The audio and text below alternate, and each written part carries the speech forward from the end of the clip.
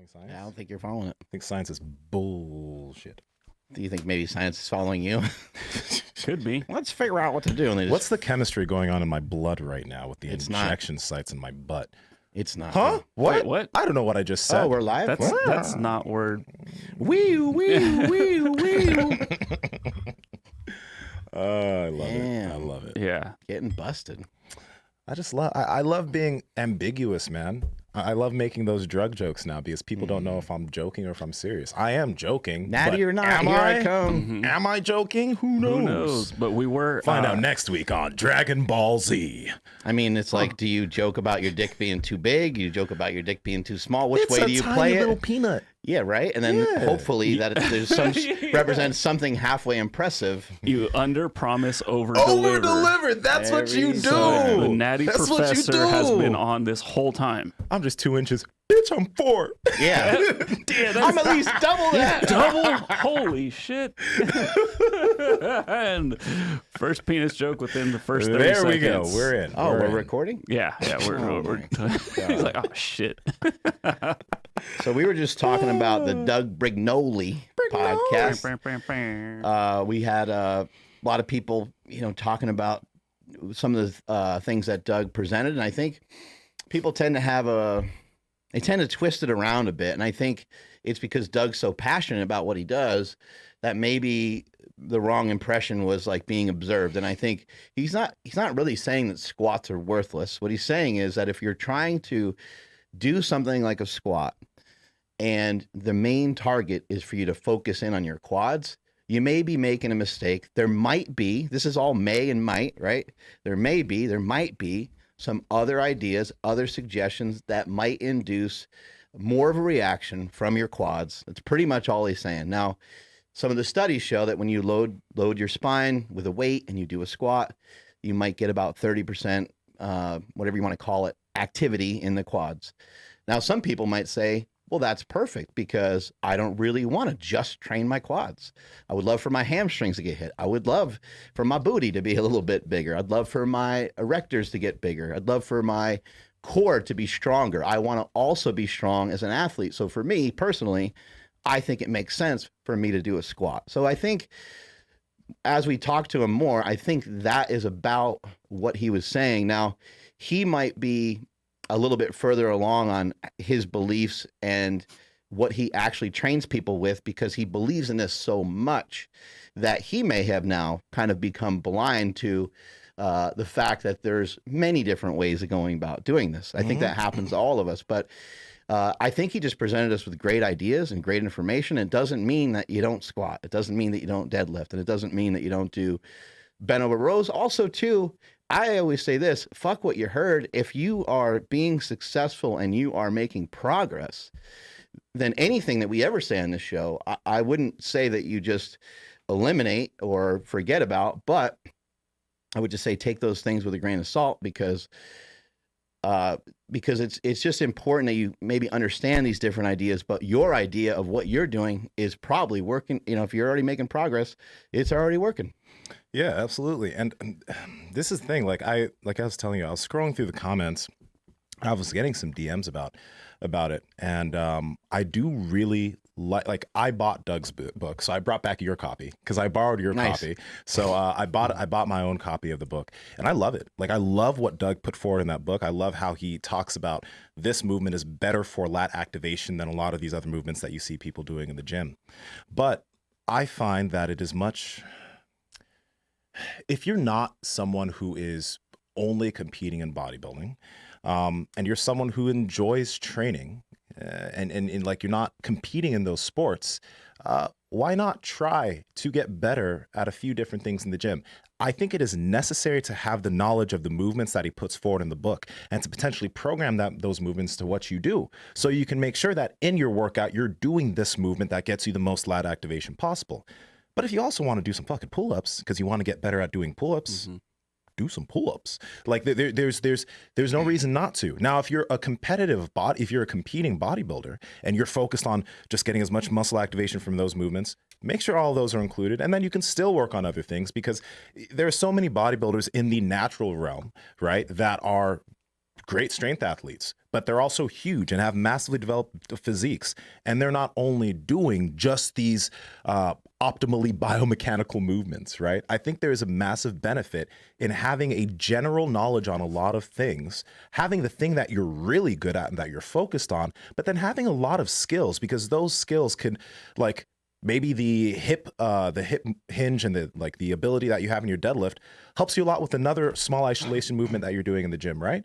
These things can have a lot of carryover, and I think a lot of people are missing it because of the specificity that Doug puts forward in what he's speaking about. But I still love it. Like, I still think it's amazing and it's great. Yeah, it's funny. You're talking about going through the comments and stuff, and like what stood out to you. Like something different stood out to me, and it was like people commenting like, "Oh wow, Doug's crushing all of what Mark made his career off of." Nsima and Mark are total, like, not against it, but like, you know, saying like, "Wow, like these guys, all they do is compound movements," and here he is talking about this. They don't want to hear it. I'm like, who thinks like, all we do is compound movements? That's what I'm saying. You know, but it's funny, like what you picked the up. majority of my training hasn't been. Yeah, but what I was getting at is like, you know, Mark had said like, yeah, be open minded about this sort of thing. Right.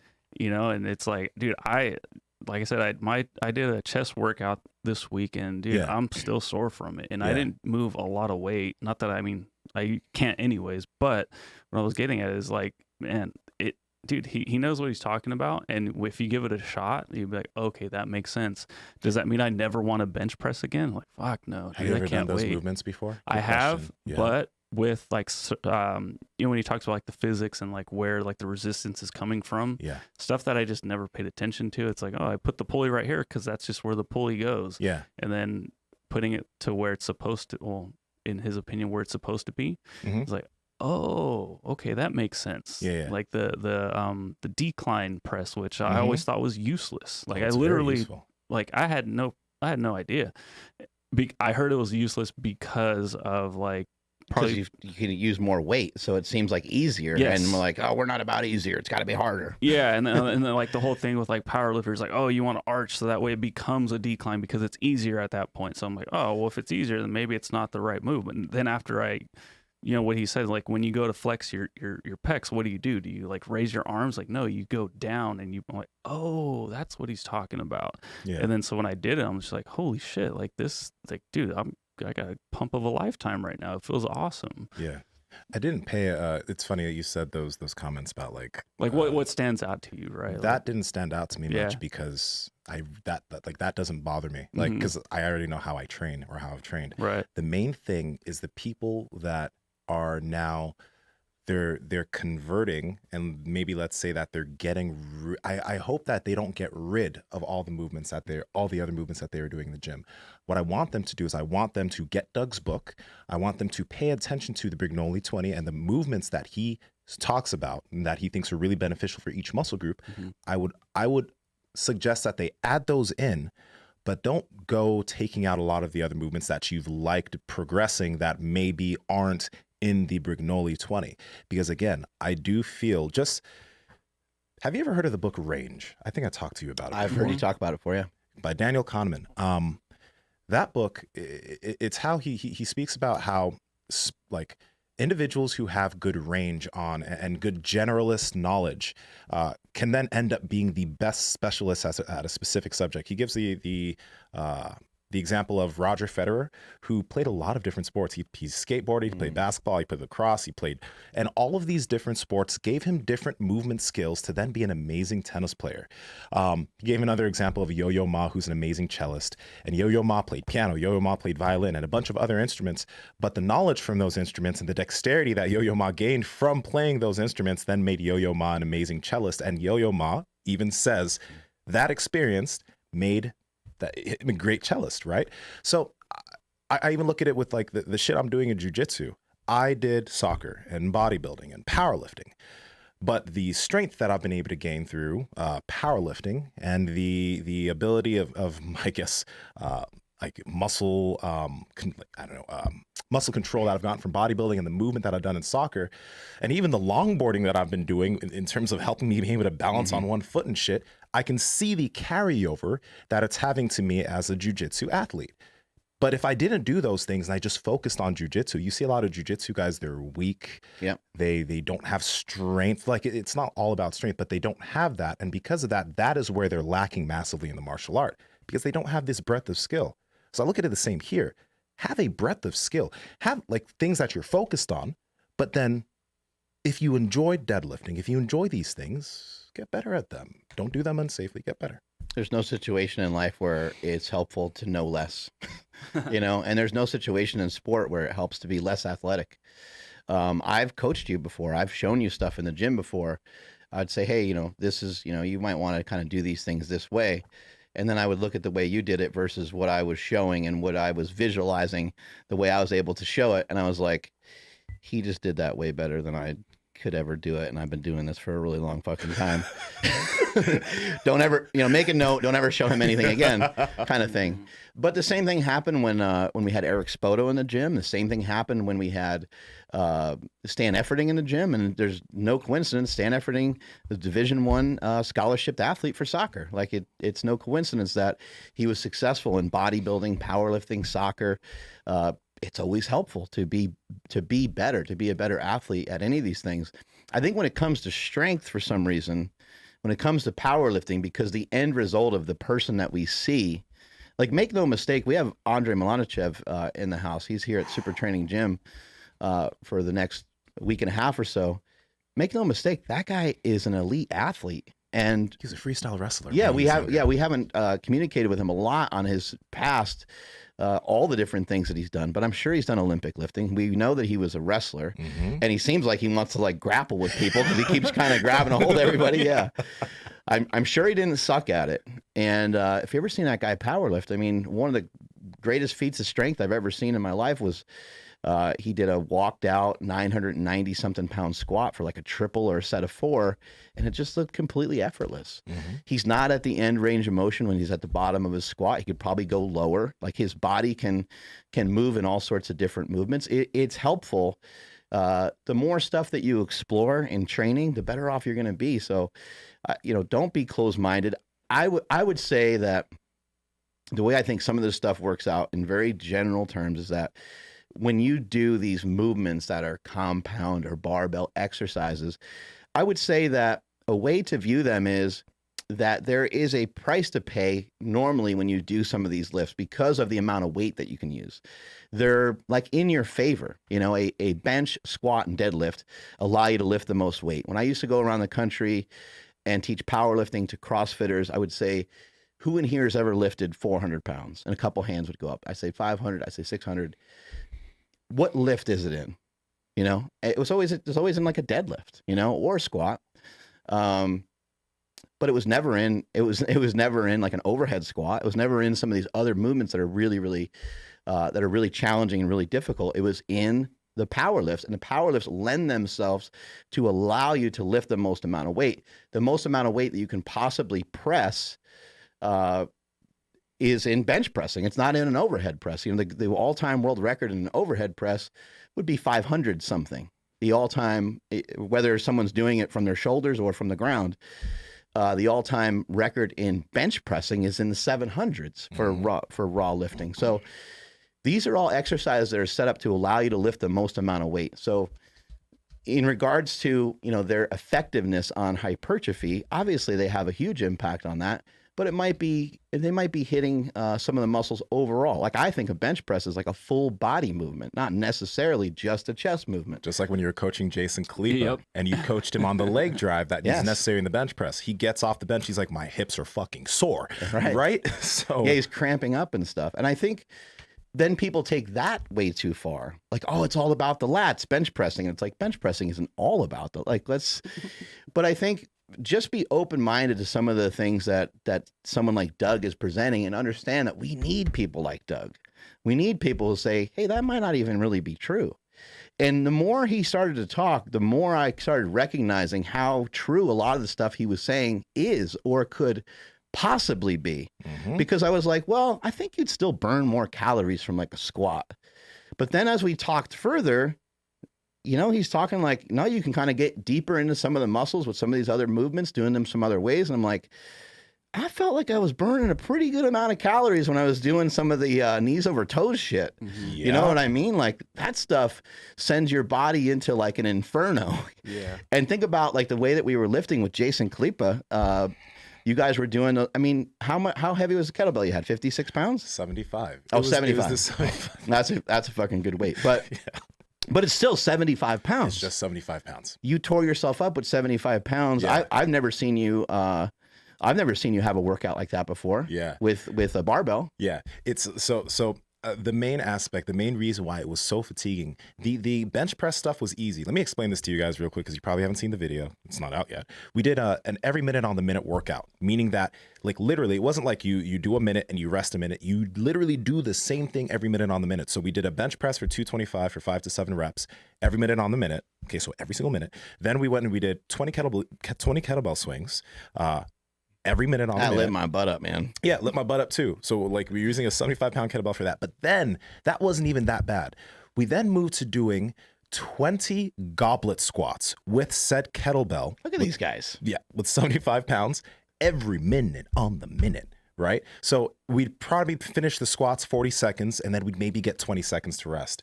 And then the next one we'd finish the squats in 45 seconds and we only had 15 seconds to rest. But that fucked my quads up, and it's because of such the lack of rest in between each set. And then we did 100 squats, so with all that built up fatigue, my quads were feeling burnt. Even today my quads still feel it. And obviously I was sweating a ton. But Nsima looks like, remember on like Rocky 3 when they're boxing and they're just all lubed up and it's like, dude, people don't look that way. But then here's Nsima looking like just we just incredible. nailed the baby oil that day. just rubbed it all over and took the picture. We got that shit right. But He listens. Yeah, but Andrew, this is what I wanted to ask you, because this is a thing that I think a lot of people may notice. Like some of the movements in the Brignole 20, I know that individuals do not usually do. Like the single arm lat pull down. I've been doing that movement for a very long time. But a lot of people that haven't done that before are going to feel like it's a new stimulus, and they're going to be like, "Oh, this makes me super sore." But it's just like, you haven't done it before. Like there's a massive amount of muscle activation there. Don't get me wrong. It's an amazing movement. But after a few weeks of progressing any movement, you will feel less sore. Not like you'll feel less activation, but you're not going to feel that new feeling that you got in the beginning. So that's just something to keep in mind, because a lot of people are going to be heading into this, doing some of these movements, but it's just like when you've done anything new in the gym. When you've done a movement you've never done before, like a lot of the knees over toe stuff, when I first did my Jefferson curls, because I've never done Jefferson curls before, my shit was lit up. Okay, and I've been training for a long time, but it's because I've never done that, and that is a new stimulus on my body, so I'm going to be feeling it a lot. Right. So it's just something to keep in mind when you're doing this. Yeah, I like that single arm. I love it too. Dude, it's so good. I mean, I like single arm almost anything, but like so like some of the stuff we were already doing, but again, like I said, it's just making more sense of like the different angles of some of the pulleys and whatnot. But with that one, like we would do it with two hands all the time, holding the I forgot what that handle. Here? Yeah, exactly. Yeah. But then doing it single arm, and then him explaining like, oh, you want it like from this direction and then down, and then like actually like crunch into it a little bit, like. Sorry. So like, So forward be like, whatever degree, and then directly from the side, just cut that in half. That's where the pulley would be coming from. But no, I agree with you though. Like, yeah, if once you kind of you've done this before, it eventually you'll be like, okay, maybe it wasn't quite as like mind blowing. But yeah, no, it's great. I'm still gonna do that probably like every back day. This is what I love though. You know how we've been telling powerlifters for a minute, like, get your accessory movements in? Yeah. I think this was the episode for a lot of the powerlifters that have been listening into the show. This is the episode that's starting to encourage them to start doing that shit. And that's a good thing. Like, that's a really, really good thing, because Absolutely. like if you're a powerlifter, most powerlifters like do their compounds and then they're like, they spend 10 or 15 minutes on accessory movements. Maybe they'll go do some biceps and some triceps or whatever, but they won't really spend time with it. But I think this episode, first off, a bunch of people have gotten Doug's book, which is great, but it's really going to get people excited about doing accessory work. Staying on top of assistance exercises and getting your body to move in different positions can also prevent injuries. Nsima, you were mentioning you had somebody in class recently, they got hurt. And a lot of times it's because our end ranges of motion aren't great. I avoided injury. Like, I think people think that I had a lot of injuries in powerlifting, and I did end up with a lot of injuries at a certain point. But I partied like a motherfucker in powerlifting for 20 years before I ever ran into anything. So, I mean, I went hard. I was benching 800, squatting 1,000 before I ever ran into anything. Then later on, I ended up tearing a bicep and tearing a hamstring. And all those things were all from not doing my due diligence and not staying on top of my... I got rewarded for lifting heavier weights with compound movements. It worked for a while, and it worked great. So I would probably go about, I might go like 50-50 in my training. 50% of the workout time was devoted to a main barbell movement. 50% of the workout was devoted to assistance exercises. If I wasn't prepping for a competition, which was kind of hardly never, and this is where I started to get hurt, the amount of barbell movement was emphasized a lot more. It started going like 70-30, 80-20. And that's when I started getting myself in trouble, because now all I can do is be proficient in these movements, and I didn't have any slack in my system to move any which way at all. Like, any deviation, I'm done. And so if I got hurt, I was, set back for like a month.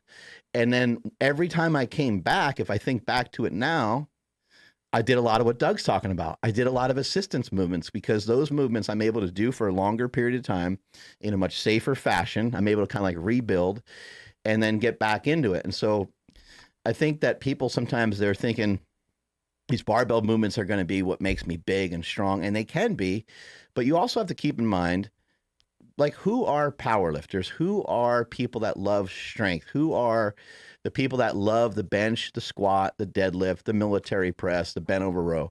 These are all people a lot of times that also love to eat, right? These are all people that powerlifters fucking love to eat. So the difference between powerlifters and bodybuilders is not the exercises. It's not the workouts, although that is a difference between them. The main difference is their nutrition. The main difference is their diet. Bodybuilders will go on diets where they eat in a caloric surplus for a while. They'll also go on diets where they have to under eat, right, for a while, and what to is get that leaner. to a powerlifter? Right? Do they cut? No, like maybe maybe a water cut, which is still not the same, right? Because they're not gonna.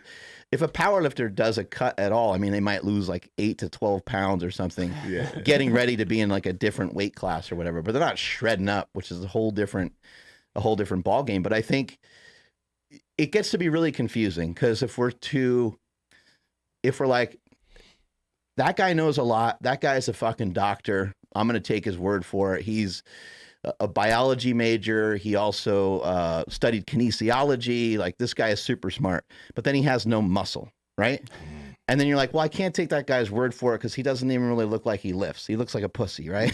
That's what we say in our heads, right? We're like, that guy looks like a bitch. Like, sadly, in your head, that is what you say. You guys are judgy. Or just kidding. Just kidding. Or the fat personal trainer, the personal trainer that's way out of shape. You're thinking he doesn't know anything, right? But like, what if we asked the guy in the gym with the biggest arms how to train our arms?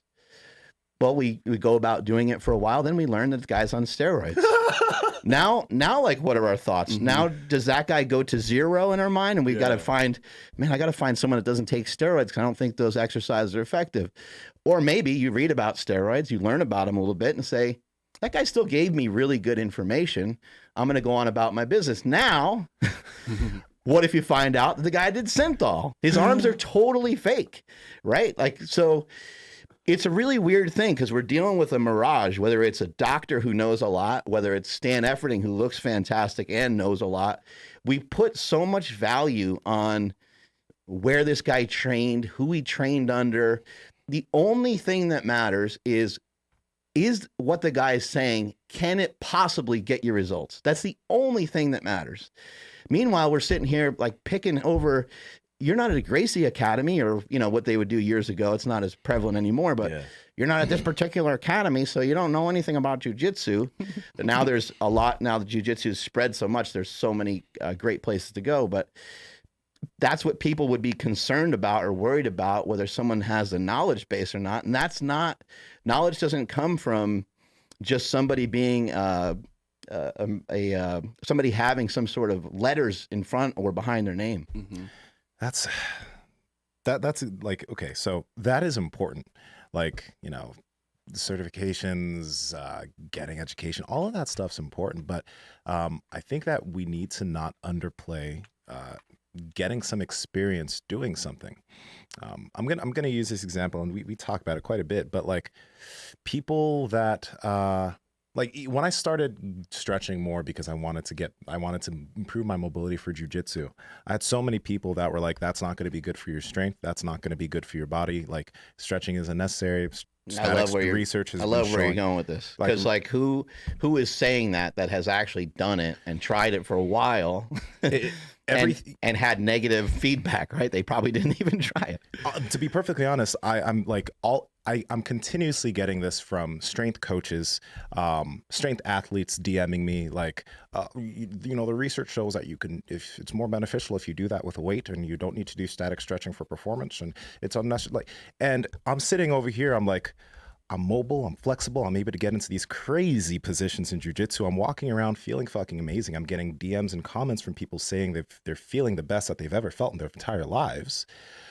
And you're over here moving around like you're a fucking board. I'm sorry. Right. Am I going to listen to you? I mean, this is the thing. I get the research. I understand that it's valid. I do understand that if one does some static stretching and then they move immediately into a weight training routine after that, they're going to be a little bit weaker in terms of their in terms of their 1 rep max strength.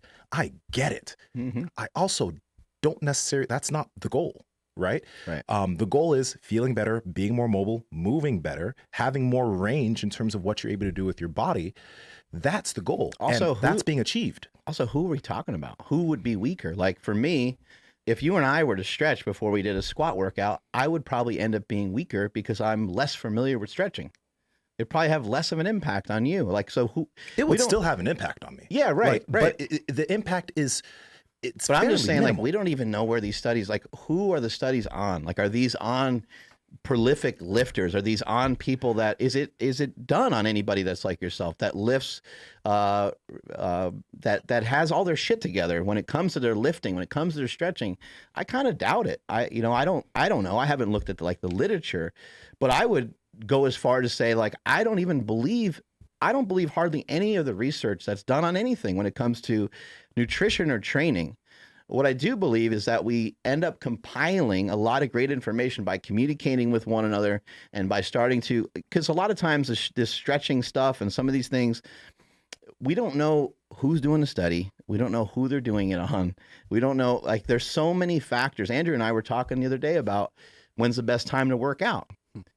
And I'm like, I don't think there's an answer to that. Like I heard like it's the afternoon, you know, between 1 and 2 p.m. or whatever. And there's some information about your spinal fluid and things like that at certain times of day. First thing in the morning, 4 a.m., 5 a.m. doesn't seem like a great time to train. Also, right before sleep might not be the best time either, because it might excite you too much. Right. But like, what if you just do it for 3 months? Probably changes everything. Yeah. What if you stretch for 3 months before all your exercise? It might nullify all the research that we ever heard before. Time for a science experiment, everybody. Uh-oh. What you got? I got some element right here. Don't tell me you're about to put that in your energy drink. And I'm going to put it in my energy drink. We have the unflavored version. Oh, shit. And the energy drink's not all the way full, but it should. Move that front cup out of the way, or is that going in? Because I can't even see it. Yep. Oh, there we go. Okay. Yeah, I think I drank it down enough to where we're not running into any problems. Uh-oh. Swirl it up. Has this ever been done before? I made this mistake one day when I tried to mix element with diet ginger ale. Yeah, it didn't go all the way up because I drank it halfway now, which is good. So we're all good. But I'm getting my electrolytes in. Yeah. Dang. You know what you guys should try? Go home, grab an energy drink, just take a small sip, put some element in there. Oh God. It'll be fun. Trust me. Ooh. How did it taste though? Tastes awesome. Yeah. It always tastes good to add some salt to everything. I add these things to protein shakes all the time. They're great. Oh. Fucking hell. Almost made it. But yeah, no, I've never tried an element in like, or just the unflavored in an energy drink. I got to do that. I'm going to do that tomorrow. Throw the unflavored on your food. I do that all the time. Yeah.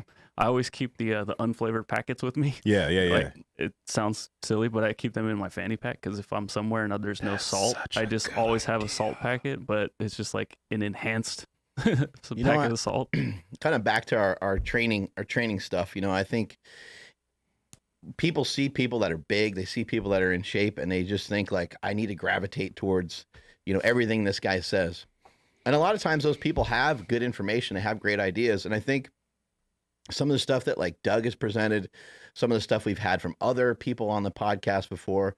I mean, obviously things like squats, benches, deadlifts, all these compound movements, obviously are working the whole body. But I think it's when we talk about any of these things that you're trying, like you have a specific goal. And what we're trying to work towards is how can we optimize you to move along at the quickest and safest fashion to get to your goal? I think, there's a lot of, with Gary Vee and some of these entrepreneurs, just the whole entrepreneur thing has just been flipped upside down on its head. When I was a kid, or even as I was growing up, and someone said the word entrepreneur, it meant that you didn't have a job. That's what it meant. It meant like you were between jobs and you were trying to make up something, that you were doing. And it kind of meant that you were a bum. And it wasn't only cool until about 5 or 10 years ago. Many times people would just be like, oh, that guy doesn't work for IBM. He's a loser. Or he's not a cop. He's not a fireman or whatever, right? All that stuff's been flipped upside down on its head. But think about this. Like this is what it reminds me of, like training and the misconceptions that we have about where we get our information from and what we think is the most optimal. Somebody who's an entrepreneur might, they might get a notebook, right? They might get a pen. They might get a watch. Like they might get all these things that they see other entrepreneurs get. Then they start doing other things that entrepreneurs do. They're like, if I want to be a good entrepreneur, I can't be an entrepreneur in my house. I have to go to a coffee shop because that's what they do. Yeah. And so people start to kind of, compartmentalize. This is the way that you do this thing. And so I'm going to go do this way. This is just the way that it works. And it's kind of similar. It reminds me of some of the traps that we fall into when we're trying to get good information on lifting. You go into the coffee shop is not necessarily going to turn you into a multimillionaire.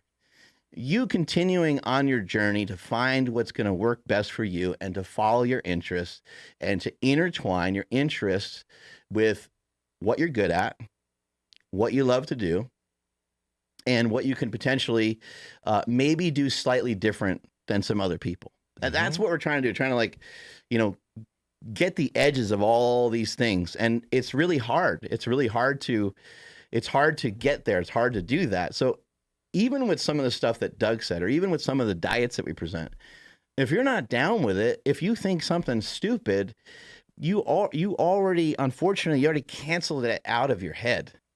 I think that it's a good idea to do your best, and I'm closed-minded like a motherfucker on some stuff. So I have a lot of work to do. But I think it's best to, rather than making statements and ending stuff with a period, end things with a question mark. And maybe start to ask questions why. Why am I not flexible? Well, I haven't spent a lot of time working on that. So it makes sense. Why am I not in shape? Why am I not this? Why is this way? Well, if I made a little bit better time commitment towards that, maybe I could figure that out. And actually, those suggestions that my friend had the other day when I was getting pissed at him, if I was a little more open-minded to some of those ideas, he actually had a handful of decent ideas. I was just being, we tend to get frustrated, right? And we make statements. We make statements about ourselves. I'll throw one out there. That's true with me. I'm always going to be late. Right? I'm always going to be late. I don't have to be late, right? I could work on that. I can consciously put in a stronger effort in that particular area. Obviously, it's not something that interests me, so I don't make changes. I think we tend to get closed off to certain things, and I think we need to be open-minded and recognize there's so many different areas that we can improve in, but you're never going to be able to make any changes in those things. I mean, I've gotten better. Like, I would be like really off the reservation before. I'd really be like off the map, like not even know if we had something going on sometimes. But now you just like lightweight African. You're living on African time. You know what I mean? I am. Y'all don't know. Okay, African time means that you're. I hope I didn't cut off your train of thought. No, it's great. All right. But African time, for all of you guys who don't understand, it's a thing within the African community that when a party says it starts at 4 or 3, you get there 4 hours after. So if it's at 3 p.m., party starts, you're there at 7, starts at 5, you're there at 9. That's where like you'll see a few people in there before you get there if it's actually at the time. But that's not the time you get there. So if I just said if I just said to somebody, hey, well, it's okay because you're African, I'm not going to get punched in the face. You will. Okay. See, I'm trying to figure all this out. I'm trying to figure out how to navigate today, especially today's world. But it's so funny because on like wedding invitations and actual things, if you need to be there, there will be an asterisk like, this is not African time. They will put that so Africans know that, hey, you actually need to be here at this time. But I was also kind of laughing because in the back of my head when you're saying, I'm trying not to be late, who the fuck is going to tell you? Like, you got to you come in 15 minutes late. I'm going to be over here like, Mark, what the fuck you doing, man? You're 15 minutes late? Where are you at, bro? Where you at, man? I ain't going to do it. I think it actually ends up working out. It actually ends up working out really great that, like, I think all three of us are like-minded in that sense. We're not all trying to be late. We're not all trying to be rude with each other's time or anything. There's nothing like that.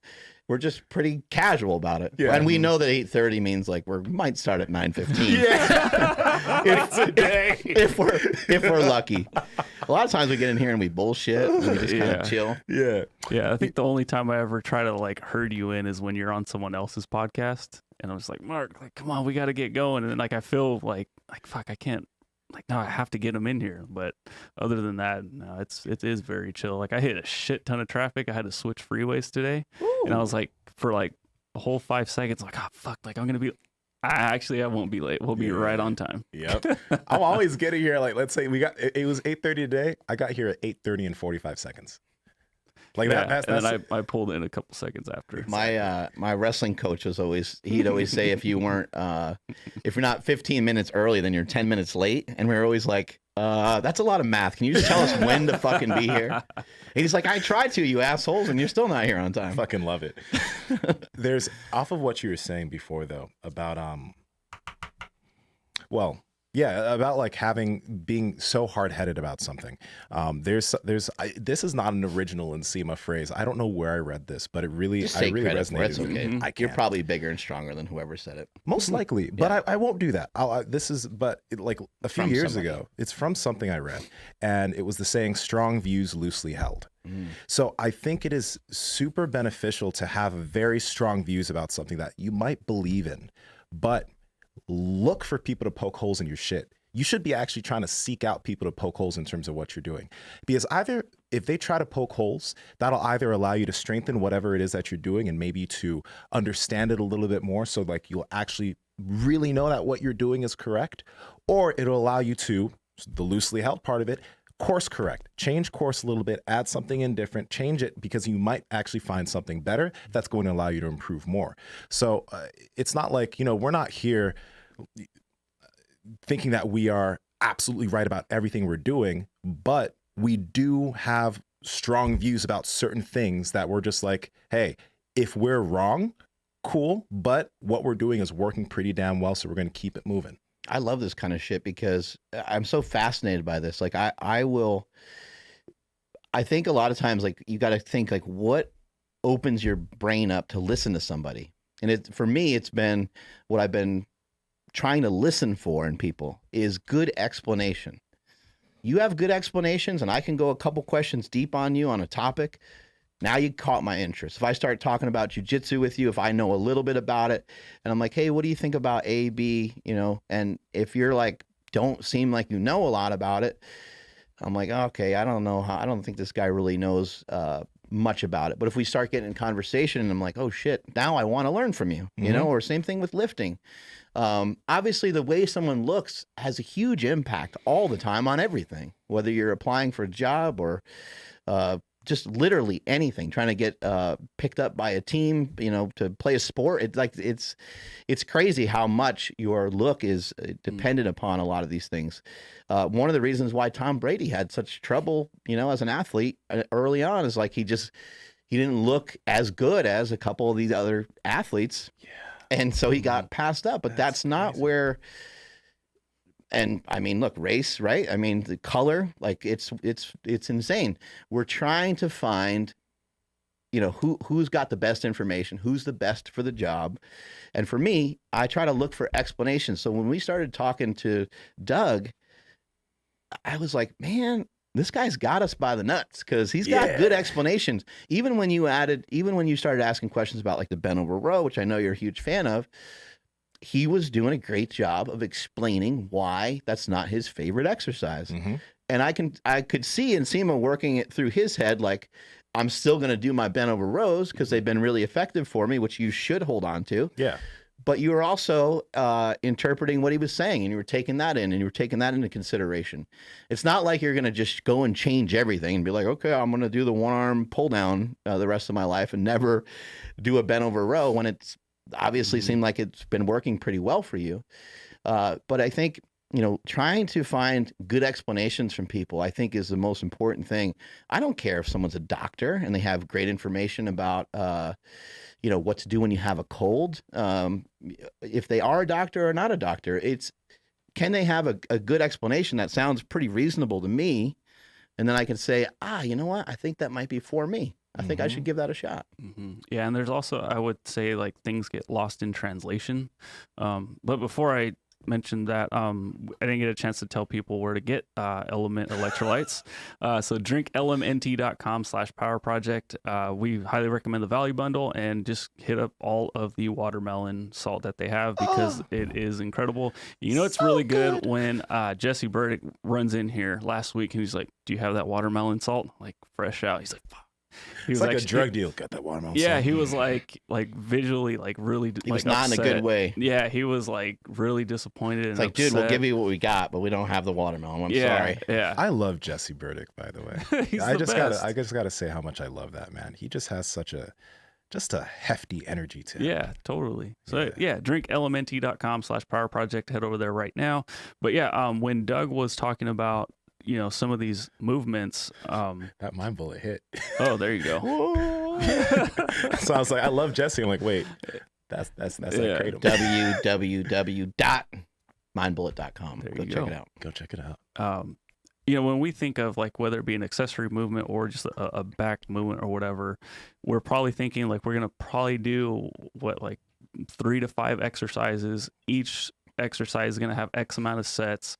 So when Doug comes in and says like, no, the only thing you need to do is this one arm pull, it's like, dude, like that doesn't make sense. But then he says, yeah, I'll probably do that like 12 sets. And it's like, oh, Makes sense. okay. So we're all like programmed to think like, no, I'm going to need to go through maybe some supersets, even do like 3 to 5, like whatever it may be. But then when he's like, no, like you still get in the same amount of like reps and sets, we'll say, but you're just going to stick to that one thing because you're getting the most bang for your buck. And so that's what I mean. Like when things get lost in translation, it's like, oh, okay. So when you mean it that way, then okay, now it starts to make a little bit more sense as to why you're saying don't even mess with the other ones because you're just going to get the most value here. Absolutely. Yeah. Though, like, and again, it makes I agree with him. I pretty much agree with Doug on everything.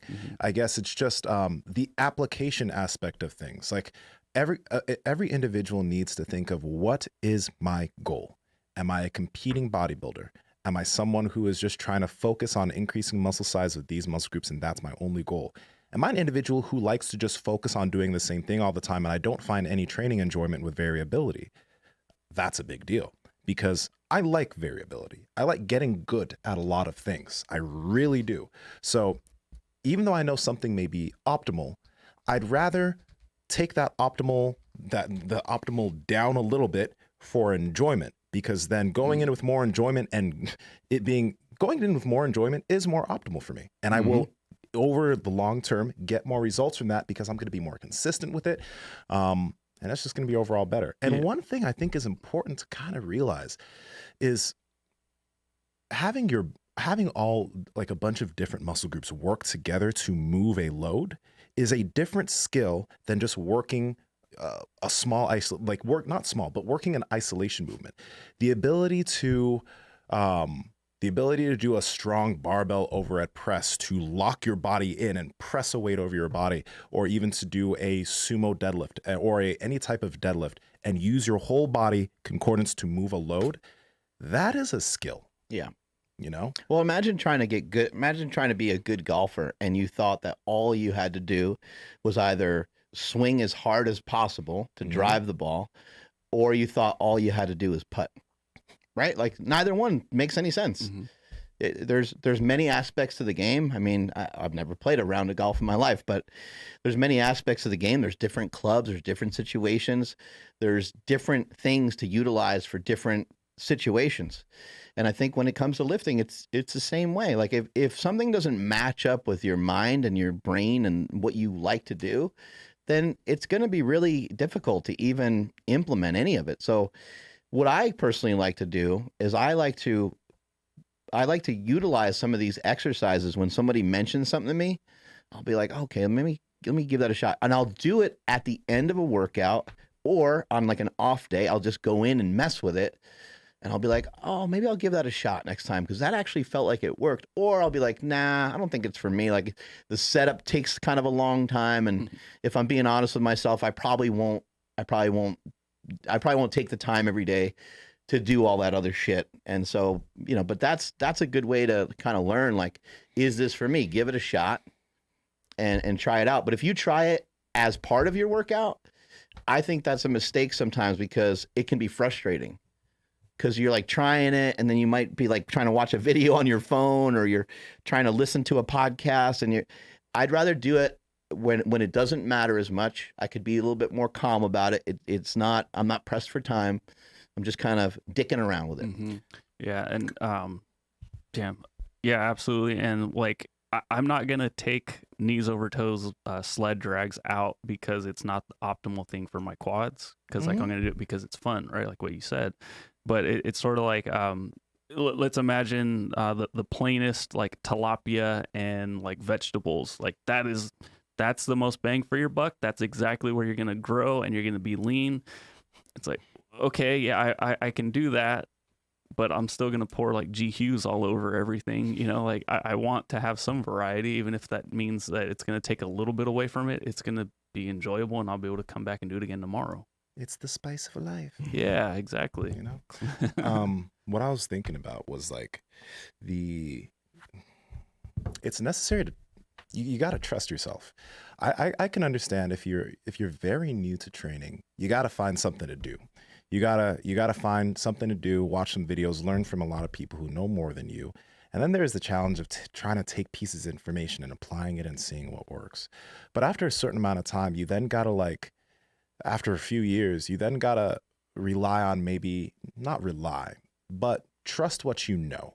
You know what I mean? And go with that, because this is an example that I was just thinking about. The bench press that I haven't been doing for a few years because of my AC joint. When I would bench before, you know, there are people that are like, you know, you gotta have a wider hand have your hands wider, etc. It always kind of felt uncomfortable for me. It always put unnecessary pressure here that I just didn't like, and I could never lock it in. I would always end up kind of coming closer. And right now, the only way I can bench without my AC joint flaring up is fairly close, like right here. Like that's where I can keep everything locked in, make sure that because once I come right here, my AC joint's going to flare up and I can't bench, right? So some like experienced powerlifters would probably look at that and be like, oh, that's way too narrow. You're not going to be able to produce a lot of force from there. But I got to trust what I'm doing, because like I know that if I do go wider, it's not going to be good for me in the long run. This is where I need to be. And I can understand that. So kind of like with what we're saying here is like, when you're doing something, if you really do like it and you're seeing some type of benefit, but someone comes at you and like, that's not the best, or that's not the right thing to do, necessarily. It's good to maybe take it in, understand it, maybe try something, but at the end of the day, you still got to trust your judgment on what you're doing and kind of go forward with it. I think we know a lot more than we give ourselves credit for, I think you hear something new from somebody and you kind of almost panic and you're like, oh my God, everything I'm doing is wrong. And that's probably not a great way to look at it. It's probably not very helpful. Maybe instead just say, oh wow, okay, they're introducing a really good option. That's a great option. I should probably consider that. I should consider eating a little bit earlier before bed. I should consider, some of these suggestions that I've heard. Why not? Why not see? Because you're never going to be in a position where everything actually is optimal. There'll always be ways that you can kind of figure out to, work towards something a little bit better. But I think, when people are listening to, different lifters or different bodybuilders or power lifters, I think they have a tendency to kind of hang on to like this one principle that someone said, and then they think a bunch of other stuff is wrong. And Doug's not wrong. Doug's not right. He's somewhere in the middle, just like the rest of us. And he's been around for a long time and has great information. So we're going to utilize a lot of the stuff that he said. I already started to incorporate a couple things that he said, and I found it to be super beneficial. There was a couple things, actually, there was kind of a lot of things that he said that weren't new at all either. I mean, doing, multiple sets, multiple repetitions, and having a certain amount of rest in between your sets, not resting for too long, not resting too short. I mean, those are all they're so simple, but that's really effective. And I think people tend to get caught up in every set, I need to add weight. Like an example for me would be from the time I was a kid, I would usually do a set of something. This is like dumbbell work. I would do a set of something. Then I'd go light, medium, heavy. Well, that's kind of forever ingrained in my head to do it that way. But I don't have to do it that way. Could I introduce something slightly different? Once I got to the heavy set, could I find a sub-maximal weight, like a tweener weight? So instead of going with the hundreds, going with 70s and being I'm going to do 4 sets of 15 with 60 seconds rest. That is a motherfucker of a workout. Yes. And I'm not saying that the light, medium, heavy method isn't effective. I'm not saying that something like that can't work where you kind of do one top set. But there's a lot of effectiveness in doing 4 sets with minimal rest, not getting maximum recovery. And there's something to be said about having the patience to kind of sit in there and do that shit, because set number 1 is not that exciting.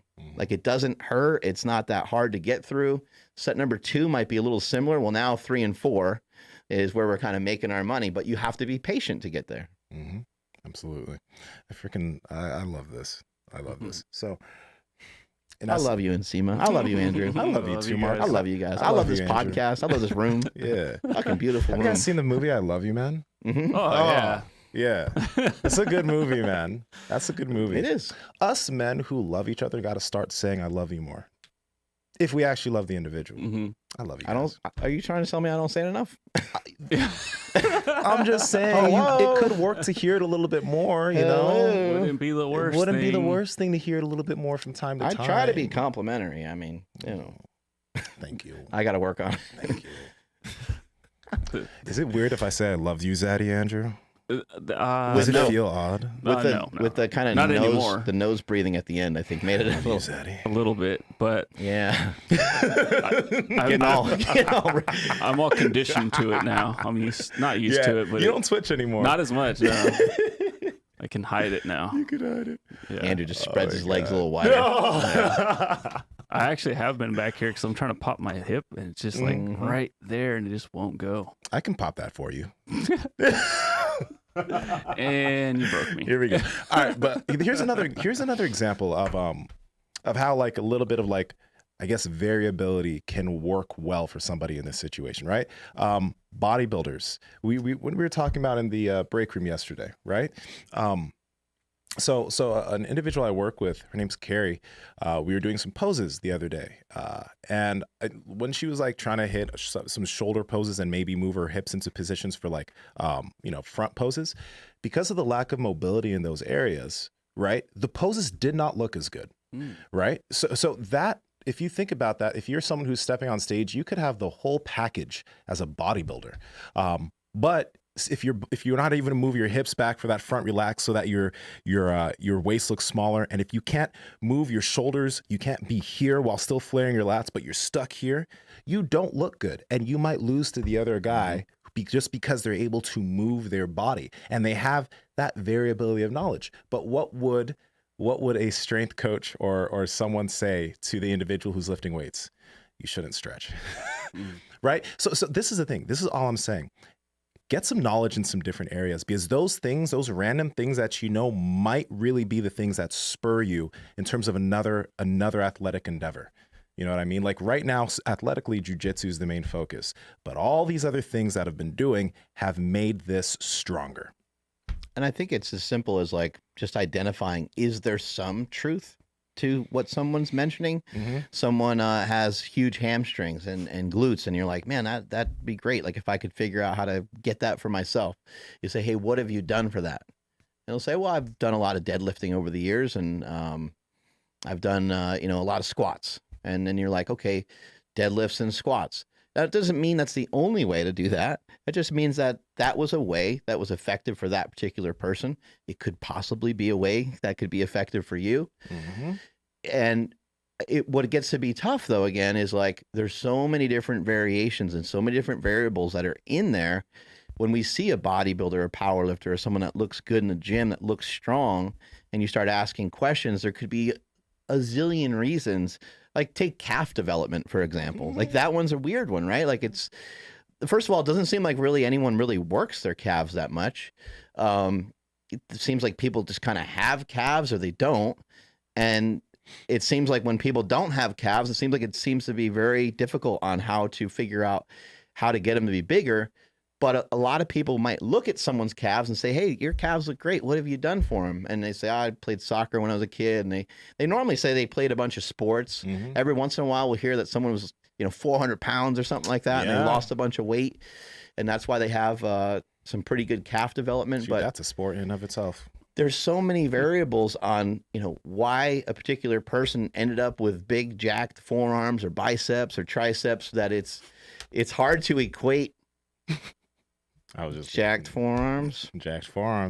It's hard to equate to any one singular thing. It's not like diet. I mean, diet is a lot simpler. Like you figured out a way to not overconsume energy, and so therefore you were able to maintain a pretty lean physique. When it comes to lifting, we don't know what the fuck the result. Someone's gonna say I did preacher curls all the time. Someone else like I did reverse curls, and now you're thinking like I gotta go and do that all the time. But what I've noticed when it comes to training is that, and just elements of success in general, is that it seems like once you start to kind of boil everything down, once you calm the fuck down, everything seems to be very similar to the old tried and true ways of doing things. Like we can go in the gym right now and we can do stuff with like no rest, and we can blow ourselves up really, really easily. But then we're missing out on other elements of why you lift weights in the first place. We can also go as heavy as possible and reach a certain amount of stimulus that way. But then we're missing out on some reasons why we're doing some of this stuff in the first place. So it's a little bit of a balancing act on figuring out what's effective, what feels good, what's in your best interest, not chasing after somebody else's best interest. And it gets to be really difficult, but the old tried and true, multiple sets of 10, how many exercises are you going to do for a body part? It's anywhere between 3 and 5, probably. How many sets are you going to do? Could be anywhere from 1 to 6. You could do more possibly, but that sounds pretty good. What's the rep range? The rep range, there's a ton of variation with the rep range. You can go all the way from 1, let's say, you start getting over like 30 reps and things just get weird. Not that you can't train that way, but probably not. It might be something that you only reserve for occasion. Yeah. I think when you mentioned earlier that if you're an individual, if you're a power lifter, when you're doing a lot of these big compound movements, that there is a price to pay. There's I think you might have mentioned, but one of the big prices, let's say you're not even a powerlifter, but you're someone who really enjoys the compound movements. And let's say you really enjoy deadlifts. One of the prices to pay is like just general fatigue during your workout. Like, especially if like that's a big focus in your workout. If you're doing a compound movement for 45 minutes, you're going to be kind of tired going into these things. So maybe you can still do it, but just maybe you could lower the intensity of what you're doing it at. And then also maybe lower the amount of sets or whatever that you're doing with it. So it doesn't cost so much. And then you can still go and you can kill all these other smaller movements. So you're still making progress in these different places. That's just something to think about if you're doing that. I mean, what if you don't want to be moving around sluggishly for the next couple days? It would probably be a great idea to not skip legs day, but to re-examine, how you're going to go about doing your training for a particular day. You have a flight, or you have something coming up. You have an event. You're playing a pickup game of basketball or whatever the hell it is. It just a little consideration for it. You don't have to always train like a maniac. Maybe for that reason, you pick doing something like a hack squat, a leg extension, things where the weight is balanced for you. It doesn't have the same demand. You're still going to activate the muscles and still work the muscles, but you're able to not force yourself into moving around like you're got the mobility of a trash can. When I was at Gold's Gym many years ago, I was pulling a sled, and I put kind of a lot of weight on there. And The Rock was at the gym, and me and my brother were pulling the sled, and we're like, hey, like jump in, and do a set. And he was like, I'd love to, but I can't afford to do that because it makes me too slow. And I was like, I kind of thought about it for a minute, and I was like, oh, I get it. Like he's fucking on the go all the time. And at the time he was still a professional wrestler. Mm-hmm. Yeah, of course he can like fucking do one set, right? But like I that made a lot of sense to me. And I never forgot that, because I think about that for myself now. And when I'm doing my workouts, I'm like, I don't want to move around. It's okay if I move around like I'm in my 30s or 40s, but it's not okay if I'm moving around like I'm 70. Mm-hmm. You know what I mean? So the risk to reward of how heavy I'm going to go. There's also another side of all this where, you could get yourself to be, super conditioned to where, if you squat 400, 500 pounds, you're not walking around, like you just got run over by a tank, right? That's also an important aspect of it too. But how much training do you need to do to get yourself in that position? It's a little less than if you're trying to push that and do that all the time. You kind of just hit on something I wanted to ask you and get your thoughts on it. You know how for a lot of people, deadlifts are something where like they do a deadlift workout and they're like, oh, my CNS is fried. I'm feeling like, oh, it's tough. I used to feel that way in the beginning when I first started deadlifting. But over time, like deadlifts are something that I could still, if I wanted to deadlift 3 times a week, I could deadlift 3 times a week without feeling, and a good amount without feeling fried. It doesn't affect me that way. Like deadlifts, out of all those, like deadlifts do not fatigue me. Like, so I'm wondering what your thoughts are on that. Is it because I've just done it for so long? Is it like, I think there is a mobility aspect and just the ease of getting my body into that position. Because it's like, when you do anything for a long amount of time, same thing with jiu-jitsu. It doesn't, like when I first started, one roll, I'd be fried for a week. But after doing it for a while, I'm not, right? So I think that like, maybe just taking maybe time and getting better at these things, it won't hit you as hard. A lot of it's adaptation, Yeah. If all 3 of us were to sit here and we had someone come in and they gave us writing assignments. We're sitting here like trying to write, and they said, I want you to sit here for the next hour and write and work on this assignment. Then they come in an hour later and they give you another assignment. I mean, we would all be like kind of like hurting almost. when we were done, if we did 3 hours, right, we would be like, fuck, man, like, Nsima, how you doing? He'd be like, I got a fucking headache. Andrew would be like, man, I just need to go to bed. We'd be like wiped out, right? Because we don't participate in that. We don't do that at all. Yeah. The same thing if we all went and played basketball. If we went and played a pickup game of basketball, that'd be tough. We would be like laughing, because we'd be half dead, but like we'd be messed up for probably like a week. Mm-hmm. There'd be a bunch of days. We're not really used to jumping. I can't remember the last time I jumped. Getting into like a decent sprint. I mean, I don't think any of us really mess around with too much sprinting. Just And the so constant jumping. I'm just thinking about yeah, that, like, yeah, your ankles. One of us could definitely get hurt. I mean, like The back and forth agilityness of it yeah, all. and areas that don't normally bother us that much. Like normally my back is pretty good, but I bet my back would be super tight and messed up, and we'd be all screwed up. So adaptation is a huge part of it. And I think that there's something to be said about getting your fitness level up to a certain par, a certain level, so that when you do some sets of deadlifts, they don't wreck you. For me personally, because of all the years of lifting and because of kind of some back and forth with doing some of these main movements and not doing some of these main movements, what I've learned is it's best for me to keep the main movements in, mainly for exactly what you're bringing up, so that anytime I want to utilize them, they don't fuck me up. Like they're still effective. They still work really well. Now I might do them a little differently than the way I used to do them, but you pointed out mobility. I think mobility is a huge part of it. If you can do the lift efficiently, you can do it more often. Take Ed Cohn, for example. Everyone always wanted to know, what did Ed Cohn do when he was a power lifter? What was his like secret? He didn't have a secret. He had videos. He had tons of information out there. He wrote a book. I mean, his workouts, like they were like printed. You could see them. So there wasn't any secret to it. What he did do is he was super diligent. He stretched all the time. I think after every single workout, I think he'd stretch for like a half an hour or hour. He did all the little things, all the shit that people don't want to do. He did a lot of ab work. He did a lot of calf work. He did a ton of assistance exercises. I would say that Ed Cohn's, throughout his workout history, I would say that he probably did a lot more assistance exercises when it comes to reps and sets than he did actual main movements, which is saying a lot because he did a lot of those too. He spent a lot of time in the gym. But Ed Cohn, like years ago, when I got close to Ed and started to know him as a friend and kind of a mentor, we started talking training, and I started to implement some of the stuff that he was talking about. I quickly realized there's a bunch of reasons on why some of the stuff Ed's mentioning is working, and there's a bunch of reasons on why there's some stuff that isn't working.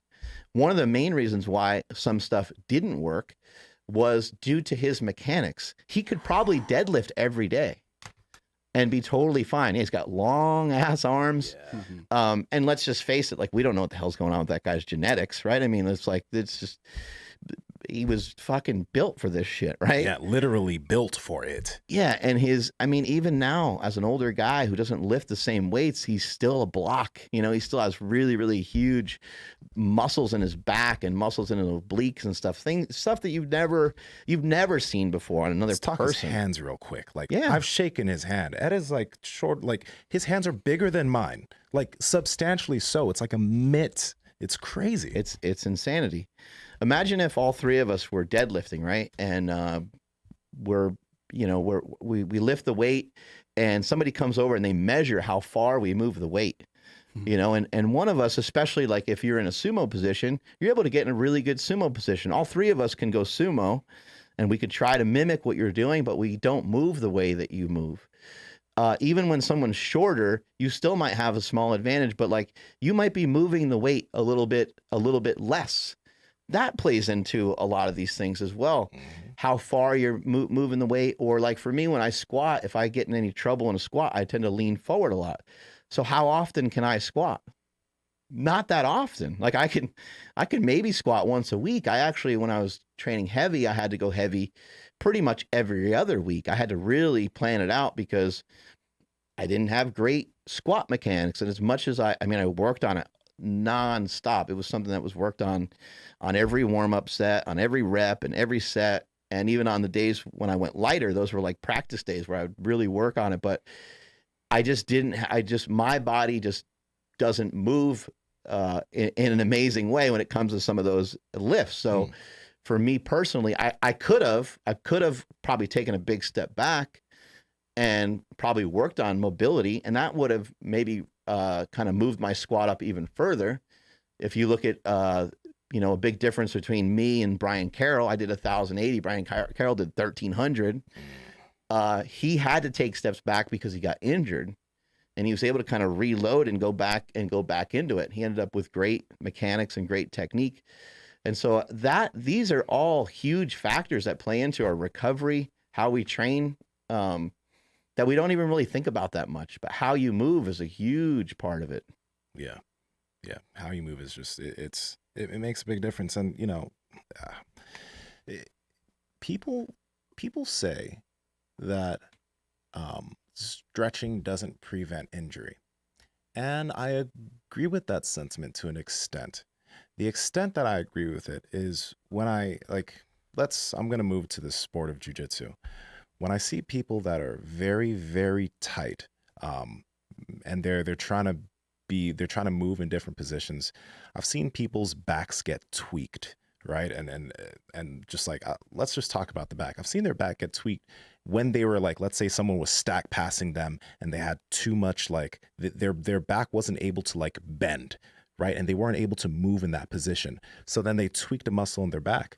But if they were more mobile in their back and their back was able to actually bend well in that position, they could have rolled out of that. Like I've seen that happen, right? So if they were more flexible within that area, they wouldn't have gotten injured. So then I wonder, well, they say stretching doesn't prevent injury, but if this person was more flexible here, they probably wouldn't have gotten injured because they would have had more range of motion. So what's going on?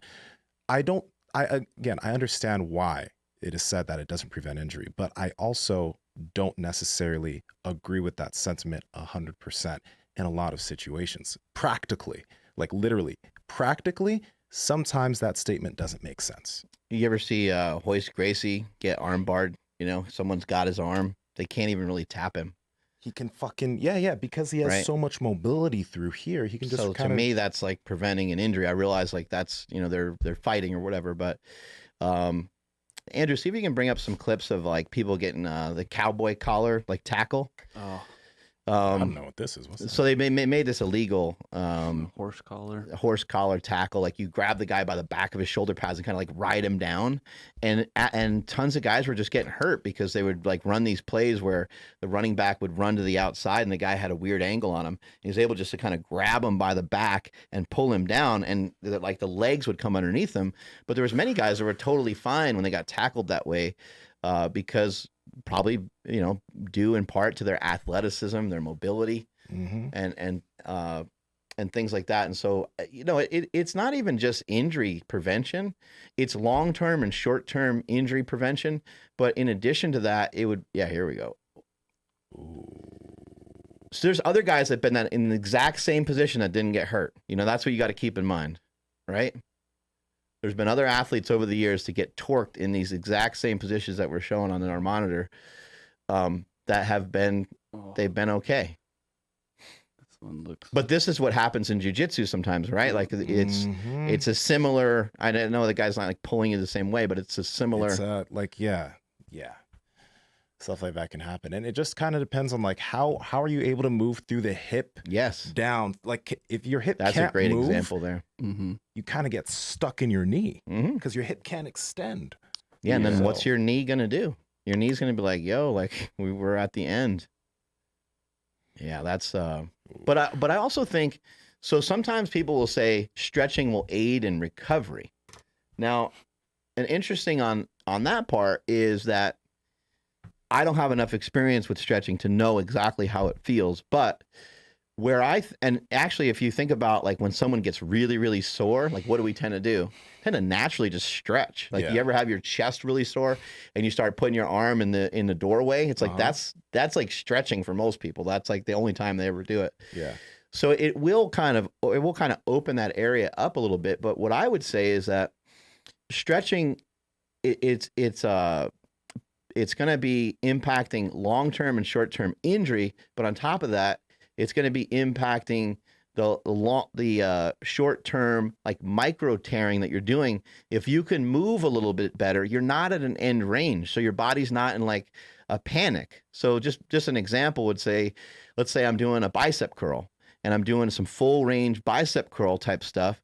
If I get to the bottom of that range and my elbows are real stuck, I'm going to get way more sore. My recovery ability is going to be less if every time I go to do the movement, I'm stretched at the end range. The muscle is completely tense. Maybe a better example would be something like a stiff leg deadlift. Everyone knows how sore your hamstrings get from an exercise like that. If your body's really tight, your hamstrings are going to be sore for 8 days, 10 days.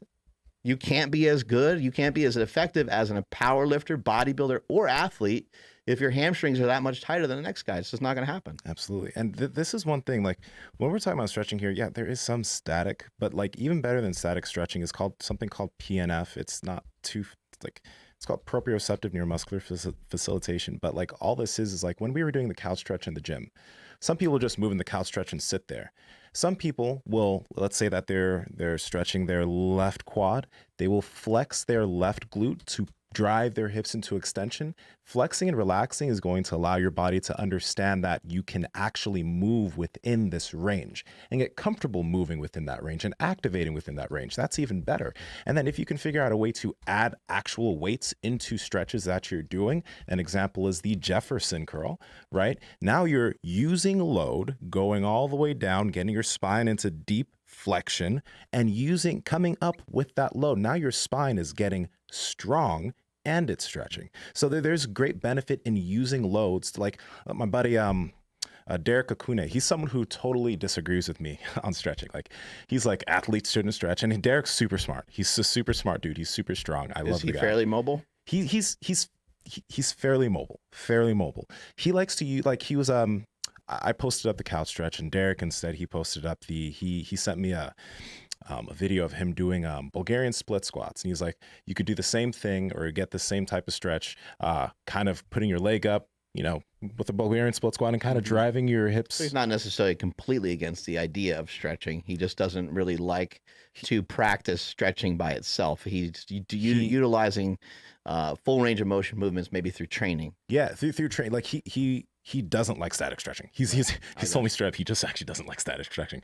But he uses load to try to achieve the same thing I'm doing in a couch stretch. So he makes me question a few things that I'm doing. I still think that as far as the range of motion that I'm getting into in a couch stretch and the activation I'm able to get, I'm getting literally more of a stretch than he's getting there. But there is massive benefit in figuring out ways to use loads to move into different positions, just like you were when you were using the dumbbells to kind of get your back down to the ground. Right. There's benefit there. So again, we're not just talking about just like fucking here, just like this static stretching. There's a lot of different ways of doing that here, but it can be beneficial. I think massively, yeah.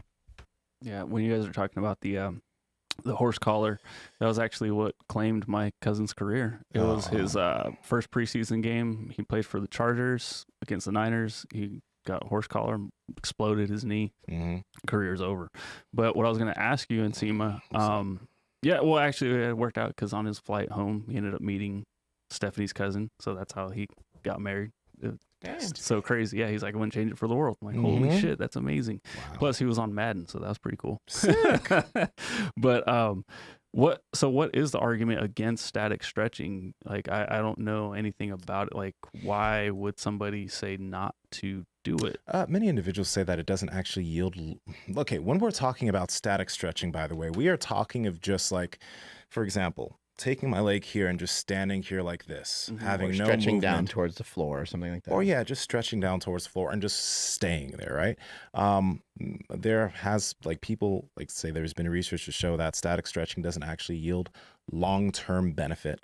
It's only like within that period, and maybe a few hours later, you'll actually be able to achieve those ranges, and you don't keep those ranges. The second thing is that people say that, especially within the strength community, there has been some research to show that if one does stretch like right before a training session, their output as far as the amount of load they're able to move isn't as much. The force production is hampered up to 24 hours. So hence, it's not great for strength athletes to static stretch. Now on the first thing where like you can't maintain those ranges, I would agree with that with just maybe somewhat with maybe just pure static stretching.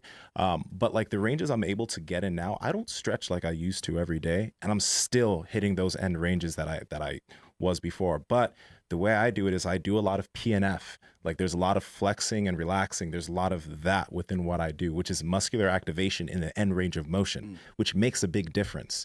Not just like, for example, a pigeon pose, not just holding that pose. Right. You are coming up, you are flexing your glute, and then you're going deeper into that position. So your body understands that it can actually work within these positions. So again, with everything that we were talking about, going back to what we were talking about with Doug Brignole, right? Try these things, do these things, use it, because it might yield a lot of benefit. And if you do it and you do it for a while, you don't just do it for a day or 3 days, you're like, right? You might find it's not for you, but we're very open-minded here. You know what I mean? We're down to try new shit and see what works. I would also say that lifting weights is stretching. Yes. I mean, you know, doing anything where you start getting some good force, I would say that like walking probably isn't really much of a stretch, right? Jogging isn't really much of a stretch. But if we start to sprint, you know, like sprint uphill and then tell me that your calves didn't feel like they were stretched. Yeah. Like the next day, your calves are really sore. And even just when you get a little bit of flexion of your foot, you can feel how tight your calves are from doing something like that. So I would say that lifting weights is a form of stretching. Yes. And I think that we could maybe even just like choose some exercises. I don't think it makes sense to choose exercises. Well, I think there's different occasions. There's different things to implement, different reasons, with different goals that you have. So when it comes to like, if you want to be more fit, you want to look better, and you want to move better, and you want to just feel better, then you should start to gravitate towards exercises that there's a good amount of movement in the exercise. Like the exercise isn't only to target the quads. The exercise isn't only to lift as much as possible. The exercise, now you could pick that for certain reasons, for certain times. Jessica this morning, she was working on doing some hip thrusts, and when she was doing it, she had 275 on the bar. Okay. And I noticed, like, from what my observation, it looked like she's kind of missing a little bit of range of motion. So I said, you know, I said, why don't you do the exercise with no bar, see how your hips move, and then judge the weight based off of that to make sure that you're able to move in a range of motion that you can. And so then she went back down, I think, to like 185. So she took off 90 pounds, and she was like, that worked a lot better. And now Jessica also is somebody that she is prepping for a powerlifting contest coming up soon. Nice. But she's also somebody that has dealt with some pain in the past. So that's why I recommended it to her. If she was just obsessed with just lifting the heavy stuff and she didn't have any prior injuries with her back or her knees or anything like that, I probably would just let her proceed, because maybe getting that little extra piece, maybe it wouldn't matter too much. But I'm just thinking, well, she could use less weight and probably get more out of it. So I think that would be the best benefit. So I should suggest it to her, and it worked really well. So I think when we're doing our training, we got to kind of think about like, what is it that we're after? You know, as a power lifter, you're really trying to cheat the system as much as you can. You know, you're trying to get away from muscle tension as quickly as possible. You know, I would lower the weight in a bench press, you know, so fast it would scare the spotter usually. I'd like rip the weight out of their hands and just drop it and then throw it back up there and rack it, you know, before anybody kind of knew what was going on sometimes, because I didn't want my own body even knowing what was going on. So the goal there wasn't like muscle activation. We're going to stimulate the pecs. We're going to get, maximum focus in on the chest. And this is where you end up with power lifters, you know, bench pressing with a very specific way to where they're loading their whole body into the lift, getting a lot of leg drive in there, getting an arch, trying to organize their body in a way that allows them to lift the most weight, the safest, versus sometimes you see bodybuilders in the gym, and I used to make fun of this all the time. Like, why are their legs crossed while they're bench pressing? You know, they got their feet up in the air and their legs crossed. They have a completely different goal. They're trying to actually isolate the chest. So it actually makes a ton of sense. Let's take the legs out of the picture, and we're going to work more on the arms and more on the chest. We're going to work more on the upper body. We're taking the lower body out of the equation. Yeah. Yeah. Just an example of what you're talking about in terms of stretching with weights. I think I saw you doing this, and then I saw that Ben also has this program, but like the slant board back squats, Mhm. right? I was doing those the other day, and I was just like, I was using like 195 or something like that. But I was allowing myself, I wasn't allowing my hips to have, I wasn't allowing any butt wink to happen, but I was going down into a full squat. And then at the bottom range, when my hips were still in neutral, I would then push myself forward into my knees with that load. You get what I'm talking about here, right? Yeah. It's like, yeah, you push your like kind of butt forward, because you could sit way back on those, which works too. But yeah, then you get like the knees get loaded up even more, and there's more compression with your hamstrings and calves. Exactly. Right. And I would pause there, and then I'd come up, I'd do like sets of 4 or 5. And I was like, wow, like that is stretching with weights, but that's also getting strong in that end range. That was probably pretty load. hard, right? It was, Yeah. it was, but it felt amazing. It's embarrassing. And it like, shoot, we should make a video of that so people can see what we're actually talking about there. But that's the thing, like you can get more mobile with load and strong, right? And you're not putting yourself in danger if you're using the right load. Right. So, Yeah. And it just makes it fun, yeah. right? Because like static stretching is not like something you wake up and like, I can't wait to get to the gym to stretch. Yeah. Well, most people, I should say. I I used know to you were pretty pumped this I morning. used to deadlift with 25s a lot, you know, for that reason, just to get more range, just to get like, let me, you know, figure out how to get myself even lower to the ground. Let me figure out a way to lift this weight. And I think there's tons of merit to that. And again, you know, be cautious of the weight that you're moving, because it's in a way that it's in a way that's not it's not the safest way to lift, especially if you've never done it before. But over time, that quote unquote end range of motion won't be an end range of motion anymore. And to add weight to that exercise won't be problematic, because you'll be stronger from those positions, and also your end range will improve. I think this is what's missing, you know, that sometimes people missing the message on some of this is that your end range, you need a little bit of play with it. Over a period of time, I started to lose some internal rotation of my hip. Well, it gets to a point where your internal rotation starts to affect your external rotation, which sounds weird. But it was hard for me to continue to force my knee outward, because I started to have a hip impingement from turning the knee inward. I could feel my hip get a little pinchy, and there just wasn't any room there. There wasn't any space on that side.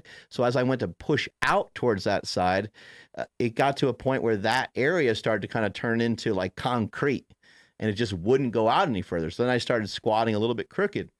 What's the cost of that with 800 pounds, 900 pounds? It's a pretty big price to pay when it comes to that stuff. Yeah. What other, because actually I'm curious about this. What have you added in as far as body work? Because I saw that you started doing some, like, you know, I don't know what else he did to you, but I saw that you added some cupping and stuff like that. And this is the thing. This is, don't be close-minded. Because like, I think I saw a video from Steffi Cohen, which I love Steffi Cohen and stuff. She's super smart, but she was like talking about cupping. I don't ever do it, but like she was saying, it's pretty much useless. There's really no merit to it. I'm pretty sure that's what the video said. I hope I'm not misquoting her, because I don't want to say someone said something they didn't. But I do think, like, if it helps an athlete feel better and they like it, and there might be something that maybe we're just not seeing there, you know? So what other stuff have you like added in that might be unconventional? Let me put it that way. Well, I started to do a little bit more stretching, and then I was like, you know, I've been doing some of that for a bit. And then I was like, you know what? It would be great to get work done too a little bit, just to get some of these kinks out. I have some stuff that's just been sitting there forever that I've never done anything about, because I'm like, I'm not going to change. I still love to lift the way I lift. But now I'm at the point where I lift a little bit differently, and I am stretching. So I'm like, well, now would be a great time to see if I can reorganize these kind of old tissues that aren't moving properly, that don't feel great. And so I got Oscar, who's working on me. He's working on my hip, and he's working through the quad. And what he found was like, and I knew this was there. This has been there forever. I mean, it's probably the size of this Rain energy drink. Whoa. I have like this kind of lump that's just sitting in there, just you're of talking tissue. about the lump. Okay. Yeah. My bad. Oh yeah. Not that lump. Got it. Okay.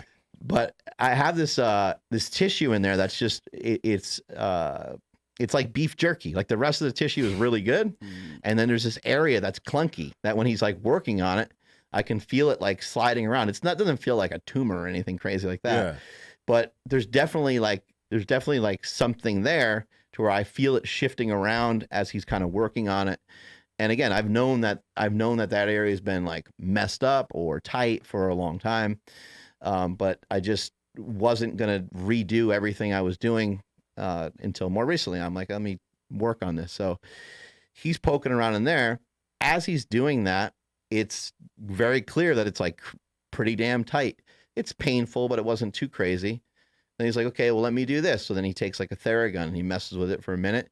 It gets a little bit looser. Then he starts working on it, doing a couple other things, and it gets a little looser. And then he's like, has me moving my leg around as he's kind of digging in. It gets a little looser. He's like, oh man, it's still pretty tight. He's like, so then he tries cupping and he starts messing around with the cupping.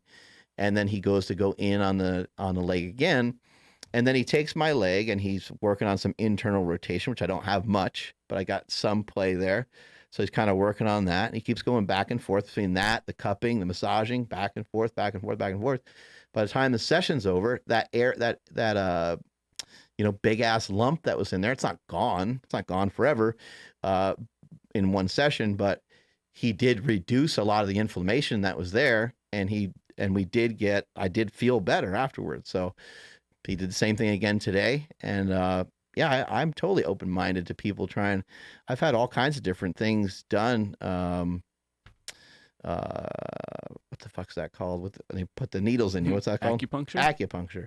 I had acupuncture done. I had a form of acupuncture done where they run electricity through it.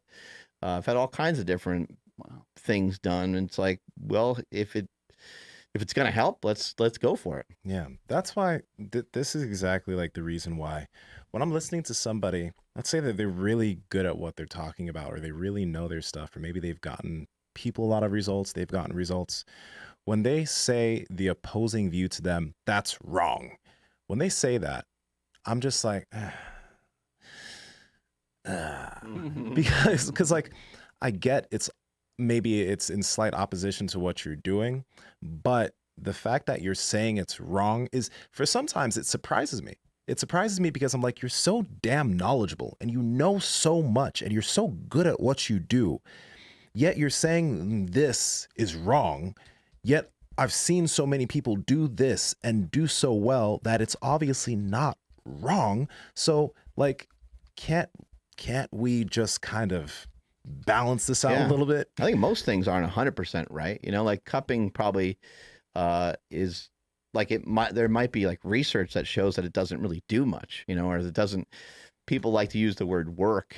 Like I don't think that works. And it's like, well, nothing really ever works unless you make it work for you. You know what I mean? Like it's got to be, you got to shove it along a little bit. You got to kind of work on it. And if you are closed-minded to it, then the odds of it working are going to be very, very slim because you already are kind of put off by it. You're not into it. You don't believe in it. You're not about it. And so I think with something like cupping or dry needling or any of these different practices that they use for massage therapy or any of the different things that we use in our training, there's different levels of how these different things work. And again, back to Doug's example of the squat, some people might have it in their head that he said, it's only, activating the quads by 30%. But I actually think that's pretty good. Like that's a pretty good result because a leg extension wouldn't be an example of 100%. It'd probably be like 50 or 60%. Like, I don't know how high the percentage goes. That should have been maybe a question that we asked him, or we can ask him some other time. Like, what does it look like when we start to get maximum activation? Because I don't imagine that it'd be 100%, and it's like 100% of what. It would be interesting to ask all those questions. But looking at some of the stuff from knees over toes, and looking at some of these different things, it's very logical to understand that when we move in a certain direction, we're going to get a greater response. And I think sometimes we're not really thinking that way. And I think it's helpful to be a little more open-minded to some of these concepts. Yeah. And then whenever I see athletes like at the highest of levels that utilize some things, I'm just like, there's definitely got to be something there. And lately I've been seeing a lot of UFC fighters. They'll come out like into the octagon and you can see their back. It has just like all the cupping circles. And it's like, oh man, would you want to like display that maybe you might have an issue there or whatever? But like if it's that good, then there has to be something there. Right. That's the thing. Like I pay attention to a lot of that too, because like for example, David Goggins is like big on like stretching LeBron too. A lot of athletes like really like the sauna because they feel things, right? They like, oh, I feel amazing with it, right? But then you'll hear like someone who's a coach and they're like, no, can't, that's actually bad for this, and that's bad for this, that's bad for this. I feel like it's probably it's great to like maybe understand why the coach is saying that, but then talk to the athlete and ask the athlete, what do you actually feel with this? And maybe they can actually give you a really good explanation as to why, and then try it, right? Because remember when you had Andy Galpin on? Because I'm so pissed I don't have access to a sauna right now because the gym I go to, that sauna is closed. But the sauna is one of the best things that I've had in terms of sleep, in terms of like moving around in the sauna and the way my body feels the next day. And it's just fucking amazing. But, you know, Andy was like, you know, for performance and the amount of sodium loss, et cetera, might not be the greatest. So understanding what Andy said, you can make sure that you get in electrolytes post sauna so that you're not dehydrated and depleted. And maybe you don't do it for an hour. Maybe you lower the amount of time so it doesn't hit into your training. But figure out a way to meld that in so it works for you, not against you. Yeah, and then there's people that will say, you know, cryotherapy is like so beneficial, so just freezing your ass off. But then Matt Brown, so he was here, but when he was here, he didn't talk about it. He talked about it right after.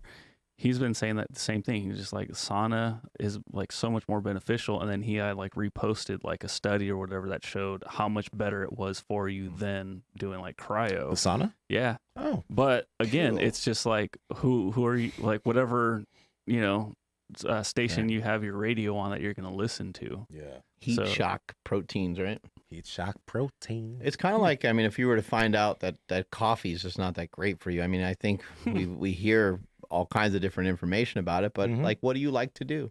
You know, what do you enjoy? What do you the same thing would be for me. Like, I love protein shakes. I've been drinking them for 30 years. So if someone's like, hey, that's not the best, you know, this new study came out, I'd probably still drink, unless they were some sort of danger to them. I guess maybe I would reconsider. But with coffee, like I know that I like to drink coffee more than once a day. So usually when I get a cup of coffee, I just get a smaller cup of coffee than I used to.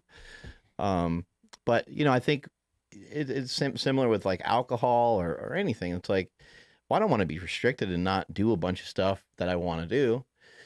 With your training, you know, you don't want to, we're already pretty damn disciplined. We're already getting to the gym. You don't want to force yourself to do a bunch of shit that you don't like. So if you love doing bent over rows and squats, like, fucking have at it. Keep going with them, but also just be open to, there could be some other ideas and concepts that you could utilize at some other time in your life. Maybe for now, you're gonna, you know, ride out doing squat, bench, and deadlift for as long as possible. But maybe you get to a point where you're 50, 60 years old and you could utilize something new. It's great to have that knowledge base because now you can introduce some other exercises. Yeah. They're going to kill you a lot less. Kill your whole face. You've been drinking some wine? Yeah, so mainly just morning, afternoon, and night. Morning, afternoon, and night. I come into this podcast lit every day. No, I'm joking. But I use the excuse that wine has the antioxidants, resveratrol. Apparently, resveratrol helps with sleep, right? So, anybody that knows me, like, knows that my dirty drink of choice is this. I forgot what company it's from, but it's this like $8 bottle of wine. That's like this fucking big. It's a Pinot. And I'll mix that with diet ginger ale just a little bit of that wine with a little bit of diet ginger ale, like every single night. That's just like my There's some fucking like thing. wine people listening right now. They're like they're this just trashy human. they just being. yeah. They're just like, what a piece of shit. Like, wow, I didn't know he was a piece of shit like that. It's awesome. Yeah, like I'll have that like almost like maybe 5 nights a week. There's a little bit, but hey, there's resveratrol, and I like it. It's just my dirty drink of choice. I fucking love it. For some reason, I'm picturing you in like a robe, like with your feet up. Fireplace going. Yeah, fireplace, just chilling. My diet ginger ale and wine, just sipping. Mhm. Yeah. Oh God. But yeah, that's my thing, man. I'll bring it in a shaker bottle for both of you guys to try. Mm-mm.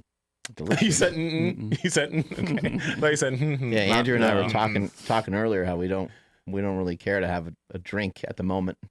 That comes and goes for me though. You know, I'll get into a mode where I'll have drinks here and there, and I get in a mode where I'm just like, I don't really need it.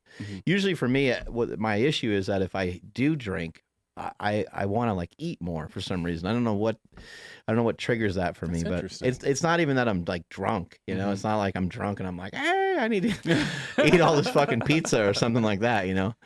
But yeah, it does kind of trigger that response in me. So I'm like, I don't really want to deal with that. But it feels fucking great to have a glass of wine or two, or just some alcohol. Feels good. It helps relax you quite a bit. Yeah, I like red wine. I don't go crazy with it. But Well, and I think, you know, there's a lot of research and studies that show like that it's not great for sleep, right? Is what some people, you know, some of the, but like I think that, you know, my wife drinks often and she fucking sleeps like there's no tomorrow. Like when, you know, and of course, yes, somebody could say, oh, well, if we tested her sleep, maybe her deep sleep's not the best or whatever, but she seems to be plenty efficient. You know, she's running around doing all kinds of crazy shit all the time. Yeah, that's what I forgot the Why We Sleep book author. Yeah, Matthew Walker. Or Matthew Walker. Yeah. That's what he wrote. It's just like you kind of get I can't think of the word, but like when you're on medication and they induce you or whatever. Not induce you. What the fuck is that? I can't think of the term. You're not getting like real sleep. Yeah, it knocks you out pretty much. Yeah, you're just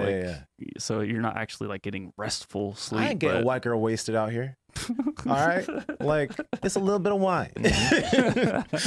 Well, I also I wonder like the amount that you take. Your body size has got to matter a lot. How far from your bedtime. I mean, there's got to be like a ton of factors. So alcohol before bed, if you drink quite a bit of alcohol before bed, that is not a good thing for your sleep. Let's just make that straight. I don't want people to hear me say I drink some wine before or at night and be like, oh, so yeah, don't drink a lot. It feels good though.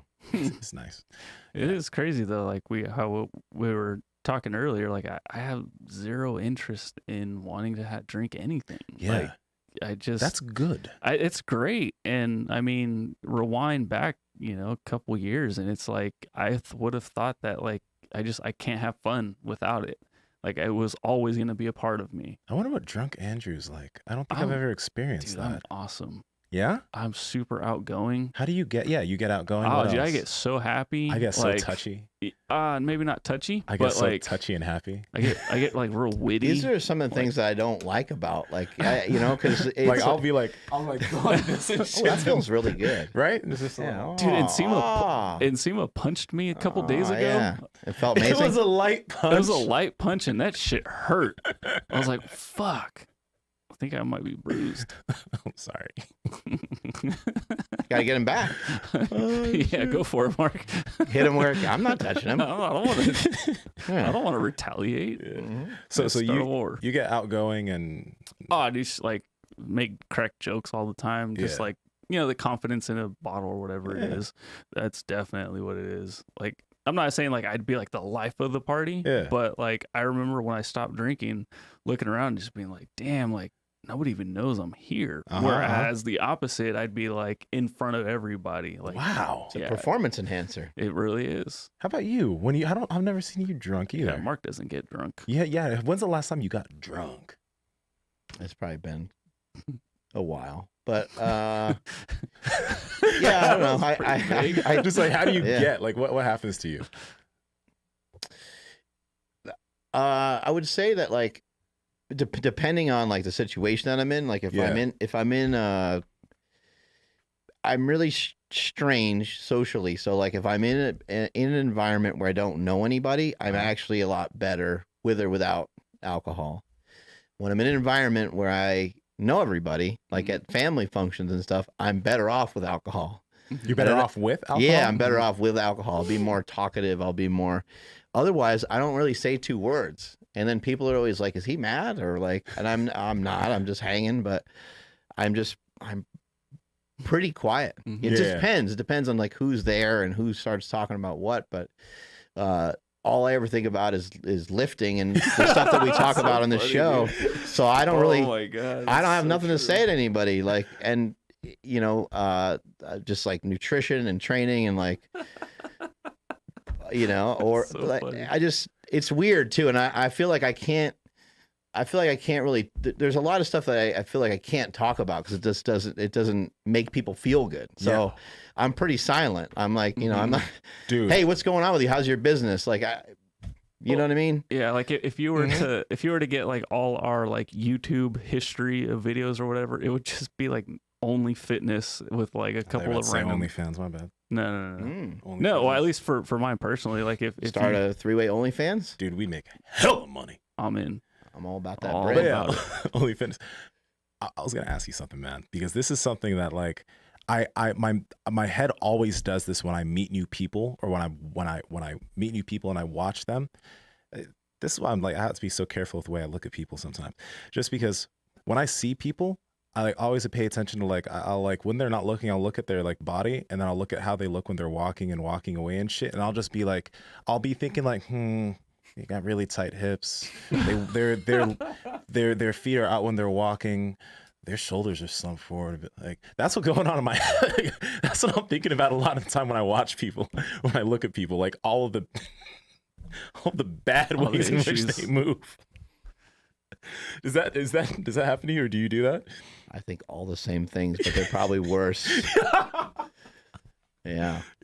No, I observe people quite a bit, and definitely, especially in the subconscious, I'm very fucking judgy. Very, very judgy. You know what? I think like some of it is like a little bit of human nature, but I think some of it has to do with like, you know, some of our knowledge base. You know, you start to learn a lot about the human body, and something I've been observing like more recently is just like it's an interesting thing. Like when Mark Sisson talked about how our body fat is stored like a fanny pack, you know, it's really interesting because if you have an alcohol addiction, a cocaine addiction, a porn addiction, like you got these addictions, and most people don't really know anything about it. But if you have a tendency to overeat, you're like wearing it all the time. And it's just like, wow, that person, like they're really struggling with something. Now they might not care as much, you know, if they're 20 pounds overweight or something, they might not care.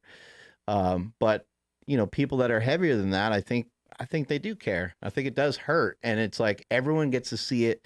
It's on display all the time. There's no way to hide it. There's no way around it. The only comfort might be is that other people are that way too. And so, and I think that maybe other people can like understand it because there is fucking delicious food everywhere. Yeah. But it's a really interesting thing. Like, just imagine if when you did meet somebody, the second that you met them, or they had it on like a name tag that they're an alcoholic, or that they porn were addict. Yeah, right. Or even just any struggle they've ever had, abused as a child, you know, like it's like, whoa, like holy fuck, you know. But it's like it's kind of in your face when someone's 300 pounds, you know, you're like, whoa, like, it's a weird thing because I'm not judgy in a negative way at all. I'm just thinking like, wow, like I would love to figure out a way to like break the ice with that person and assist them, but maybe they don't want help. Maybe they don't need. Maybe it's the same way you look at a homeless person. Sometimes you're like, I'd love to help this guy, but maybe he doesn't fucking want your help. Maybe he's fine living the way, you know. There's a bunch of homeless people in Davis, and there's one guy in particular. I ask him if he wants or needs anything, and he says no. almost all the time, I have to like just hand him something, just for him to like take something. And even then he's like, meh. Yeah, but it's me imposing my lifestyle choices on him, much like I would be imposing my lifestyle choices on someone that's heavy. They could be totally fine with what they're doing and how they're going on about their business, but I also doubt it. You know, I don't think it feels good for anybody to be too far out of the range of normal when it comes to your health or body fat levels, or however you want to say it. Man, putting it that way, that really makes me think a lot more about that. Because like, yeah, everybody has silent struggles. Everybody has things that, like, I mean, I've talked about it very openly. When I was younger, I had a massive porn addiction. That shit would like really fucked me up. Like, it took me a long time, years, to deal with that. But it's like, you know, when you are overweight, when you have a struggle with food, that is, everyone knows. You can't hide it. You can't keep that, like, it's not something, and you're just living with that. You're just living with it. I think that could be one of the reasons. Well, no. I was gonna go somewhere with that, but it's different than, like, you know, if you were to see somebody that doesn't have like an arm or something, you know, like it's, you know, you're thinking like, oh my God, like you don't know how to react. You're not sure whether you should look or look away, or you don't know what the fuck to do with yourself. Yeah, that's always uncomfortable. But then you're also thinking, well, maybe they were born that way, or maybe they got in some sort of accident or something like that, and you're kind of just thinking like it doesn't have a ton to do with them. Most likely, I guess it could, you know, right? But when someone is heavy, like excessively heavy, like 100 pounds overweight, you're just thinking like, man, like that person got behind somewhere along the lines. They have a struggle every day with their food. It's not even every day. It's every moment. It's every waking moment of every day. Like it's something that, like, for some reason, it's still, as much as it's talked about and as much as there's like a multi-billion-dollar business, the health industry and fitness industry, it's still not honed in and focused in on enough, because people are hurting. You know, people they're really hurting. I mean, when I went to this function the other day that Sean Provost had, there wasn't like a bunch of people there that were like real heavy or anything, but everyone was asking me questions like, what the fuck do you do? Like, what's your story, man? And I'm like, I don't know. And they're like, what are you training for? I'm like, I just, they're like, do you compete in something? I was like, oh, I used to compete in powerlifting, and I just want to be fucking jacked, you know? But I did see some people there that were, you know, heavier, and I started talking a little bit about nutrition, and then it started turning into like a seminar. I'm like, people do want to know this fucking information. Absolutely. You know, there's even people that, you know, might not seek out this podcast. They might not seek out fitness, but I think they still want to know this information. Yeah. No, what I was thinking of earlier was just like, when you were talking about this, I was thinking about, like, you know, the body positivity movement, right? I think there's a lot of good behind the body positivity movement. I think that it's absolutely necessary. Let's say you're heavier, you're 300 pounds. Let's say that you don't necessarily like where you are. I do get that there is some people get motivation by literally hating it so much that they're like, I'm making a fucking change. But I do understand the mentality of like not being okay, but kind of loving who you are in the moment and accepting who you are in the moment. But then where I kind of just part ways with that whole thing is that, like, they're just, some of those individuals are like, just stay there. You're okay the way you are. That's fine. And I think, like, okay, that's not necessarily the best thing. Like, if you're 300 pounds, you should love yourself. You should love who you are, but you should also be aware that, you know, you can improve that. You can lose some weight. You can get healthier, because that'll give you longevity, and that'll allow you to have a better quality of life. Right. So there shouldn't be shaming of individuals. You shouldn't. And that's even tough, because some people actually get motivation from that in a weird, twisted way. But for the most part, yeah, you should not be shaming those individuals. But there shouldn't be this whole idea of acting like being 350 pounds or 300 pounds or whatever is, and you're short and you're just like, you're not healthy. That's not okay. Mm-hmm. Yeah. And then like Mark talks about it, about like being in a good mood. So like, yeah, loving yourself at 300 pounds or whatever, just so that way you're not depressed and you can get out of bed. Yeah. You know, like that's one thing. But then also like, you know, like for myself, like I look in the mirror, I'm just like, oh shit, like I can see a vein on my left bicep. I'm motivated now because like I want to get even better. You know, so like you get in a better mood and it makes you do want to improve yourself even more. Yeah. And I think that's, kind of what you're getting at, right? Like, yeah, be in a good mood, but also understand that like you can be even better. I think also too, like loving yourself is an interesting thing. I don't know how many people have really tried to observe that and learn that for themselves. One of my favorite speakers of all time, he kind of referenced that. He talked about his marriage with his wife, and he said, I've been married for 30 years, and he's like, man, I love this woman. He's like, I still hold the door open for her. I still kiss her every morning. I still kiss her every night. He's like, I really do love her. And he goes, but the truth is, he's like, I don't always like her.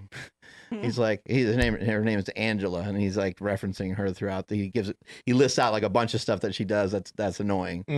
And he says, Angela, he says she doesn't have any sense because she leaves the cap off the toothpaste, and the toothpaste is all over the place. And he lists out all these other things that he does. But his point is that they don't have to always like each other, And I think when it comes to yourself, I don't think you have to necessarily always like. You do need to like love yourself at some base, but you don't always have to love yourself. You don't always have to like yourself. You don't always have to be happy with yourself. Like there's going to be aspects of yourself that you're not thrilled about. You're not pumped about. Like you're like, I shouldn't have said that to that person. I could have fucking behaved better. Like I know better. Like, God damn it. Why did I do that? Why did I make, that was a shit choice. That probably made that person feel bad or whatever the thing is.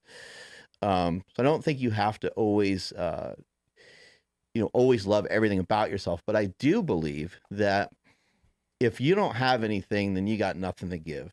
And if you need to be able to have some sort of belief in yourself, in order to get momentum, in order to have progress. So if you don't do anything, you will probably never be able to get out of your own way. You'll probably never be able to, turn it around. And so, for people that are heavy, that struggle with that, it's one thing to love yourself and to be okay with some of the choices that you made. And I don't think it really matters on whose fault it is, whether you feel like it's your fault or whether you feel like it's your parents' fault because there was tons of delicious food at your house all the time, and or you were abused or sexually abused or any of these. I don't think it's really all that helpful to point a finger at anything, but to know the origin of it actually is really useful, because once you learn the origin of it, maybe you can work on that. And I think a lot of people that are actually really heavy, there's almost usually like a trauma that happened somewhere along the line that was very difficult for them to deal with, that they never were able to really interpret. And sometimes, the same thing that happens to like a set of children in one household could have an impact on 3 or 4 different kids completely different ways. Like one kid might not seem like they're affected in terms of their level of success or what they're able to do later on in their life. So I do think that you need to figure out a way to do something with yourself in order to really be anything. If you don't feel like anything, it's going to be your road's going to be really, it's going to be really, really tough. That whole thing about, put your mask on before you help your children on the airplane, your oxygen mask on. You do have to be a little selfish. You do need to do shit for yourself, because the more that you can be, like, this is what we need from people. This is my presidential campaign. We need people to be fucking stronger. I need Nsima to be strong so that I'm stronger. I need Andrew to be strong so that I'm stronger. If Andrew's fucking weak and he's always goddamn complaining, then it's not gonna help me. But if Andrew's getting it every day and he's feeling great, and when I see him, he's like, "What's up, man?" And I'm like, "Oh man, I'm doing good. How you doing?" "Hey, I just got a workout done." He's always all fired up. Now I'm fired up. Now Nsima pops in, and we're like, "Fuck, man, Andrew already trained today. Like we're behind. I know we need to catch up to him." It gets us all fired up and creates better energy versus kind of the reverse of that. Where people are just they're not in a position where they feel good enough about themselves to even get started. And so you got to start with something. Mm-hmm. Absolutely. It's that reminded me of, I think it's Jordan Peterson. There's something, I think I know if it's in his first book, 12 Rules for Life, but it's like treat yourself like somebody that you care about. Yeah. Like when you think of that conceptually, like if you have like a dog, if your dog was getting really out of shape and sick, right, you wouldn't continue feeding it and like overfeeding it. You would put that dog on a diet to have it lose some weight so it can feel good. Like in a majority of people, like if your kids are getting unhealthy, you'd start feeding them healthier, right? You'd start to work on that for them. So you gotta, if you really do care about yourself, you're gonna want to treat yourself and give yourself the best, I guess, food, etc., and activity to get to your best place.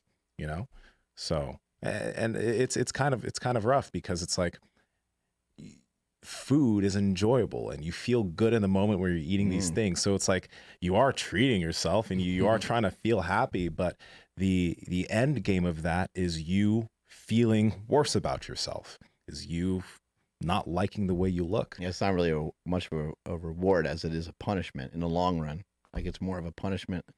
And I, on the flip side of me saying, hey, like we need people to be stronger, people are also a lot stronger than they already give themselves credit for. Yeah. There's a lot of people that are heavy that are high level performers in a lot of areas of their life. So it's not like they're just struggling every single aspect of their life. They just happen to struggle with food. They made some bad decisions. Our buddy Ethan Suplee is a great example of that. He was on Joe Rogan recently. If you haven't listened to that, you need to check it out. Shit? Yeah, Okay. it was really, really good. Yes. But Ethan, he was an actor. He was, already being successful in some of that. Yeah. There's other people that maybe not, they might not be famous, they might not be an actor, but like they might be a dad, they might be a mom, they might have a job that they're able to excel at, they're able to do really well with. And then I think just pull some confidence from there and say, hey, I have discipline in some areas. You got discipline brushing your teeth. You got discipline like it might be the smallest stuff, but there's some sort of association where you decided that it's in your best interest to brush your teeth, and so you brush them twice a day. Maybe even you floss them, right? You figure out a way to implement some of these habits. Maybe you can start to take some of that into your everyday life and start to implement it into just a pinch of nutrition or training of some aspect. And then once you get a little momentum with that, it's a lot easier to continue to be confident because you believe in yourself more and you do start to love yourself more. But that can also end up being a little bit of a trap because you can fall in love with yourself a little too much. And so you might, never mind. Wait. I didn't want to talk about you on the show like that. What? Wait, what's going on? Fuck you. What Fuck you. That was good. Oh, right? Man. No? Yeah. No. Yeah. I don't look at myself 30 minutes in the mirror every day. I don't do that. Why wouldn't you? No. I look at you I know. for 30 minutes in the mirror every day. Yeah. Andrew and I are staring at you the whole time. But you don't even know we're there. Yeah. like, did I really need to walk into the gym this morning to just watch you stretch? No, you're not Michael. You're not Michael Hearn. It's okay. Thank you. God. Whenever you make those jokes, Andrew, it just makes me laugh, man. Cracks me up. That's awesome. Andrew, take us on out of here. We're done. We're out of here. We're out of here. All right. Thank you, everybody, can't make fun for of Nsima too much. checking out today's episode. Thank you, everybody, for the interaction on the live chat. It was pretty cool. Just real quick shout out to Energy Driver 3001. Ooh. He just said that we've converted him over from drinking another salty beverage to drinking Element exclusively. So yeah, dab on him. I missed it. I had to change the camera. That was double dab. Want me to dab on him again? Yeah, please, one more time. There we go. And then our boy Justin, same thing. He was the one that did the big cut. I'm gonna do something else that the kids do. These turn the camera and go. Was that the injection site? So apparently that shit means ice in my veins. I didn't realize that until yesterday. It's like I got ice. We're getting dumber. Like, that's something kids do these days. Idiocracy is happening. Fully realized. Idiocracy is a prophecy. Ooh, that's what it should have called it. Anyway, Justin did the cut. Remember we helped him out. It was like a couple week cut. So he did full carnivore, and he's like, yeah, Element's the only thing that saved me. Congratulations, man. He did fucking great too. Looking at the before and after pictures, that dude crushed it. And so thank you, Element, for helping out our homies. We appreciate it. For more information on them, links will be down in the YouTube description as well as the podcast show notes. But this is drinklmnt.com/power project. Hit them up ASAP. Make sure you're following the podcast at Mark Bell's Power Project on Instagram, at MB Power Project on TikTok and Twitter. Newsletter will be coming out very, very soon. And if you guys haven't, sign up now and you'll still get the previous ones. But yeah, some really good information about dropping some fat. And we don't want anybody we don't want anybody that represents the Power Project podcast to be wearing a shirt inside the pool this summer. That's the main goal. We want everybody to be confident enough to rip that shirt off, so that way you guys can, be the showcase of that barbecue party. We gonna get jacked, people. Yes. We gonna get jacked. My Instagram is at @IamAndrewZ, as well as my Twitter at @IamAndrewZ. And Nsima, where you at? At Nsima Inyang on Instagram, YouTube, and Clubhouse. At Nsima Yang on TikTok and Twitter. Mark? At Mark Smelly Bell. Strength is never weakness. Weakness never strength. Catch you guys later. Time to go to a taco party.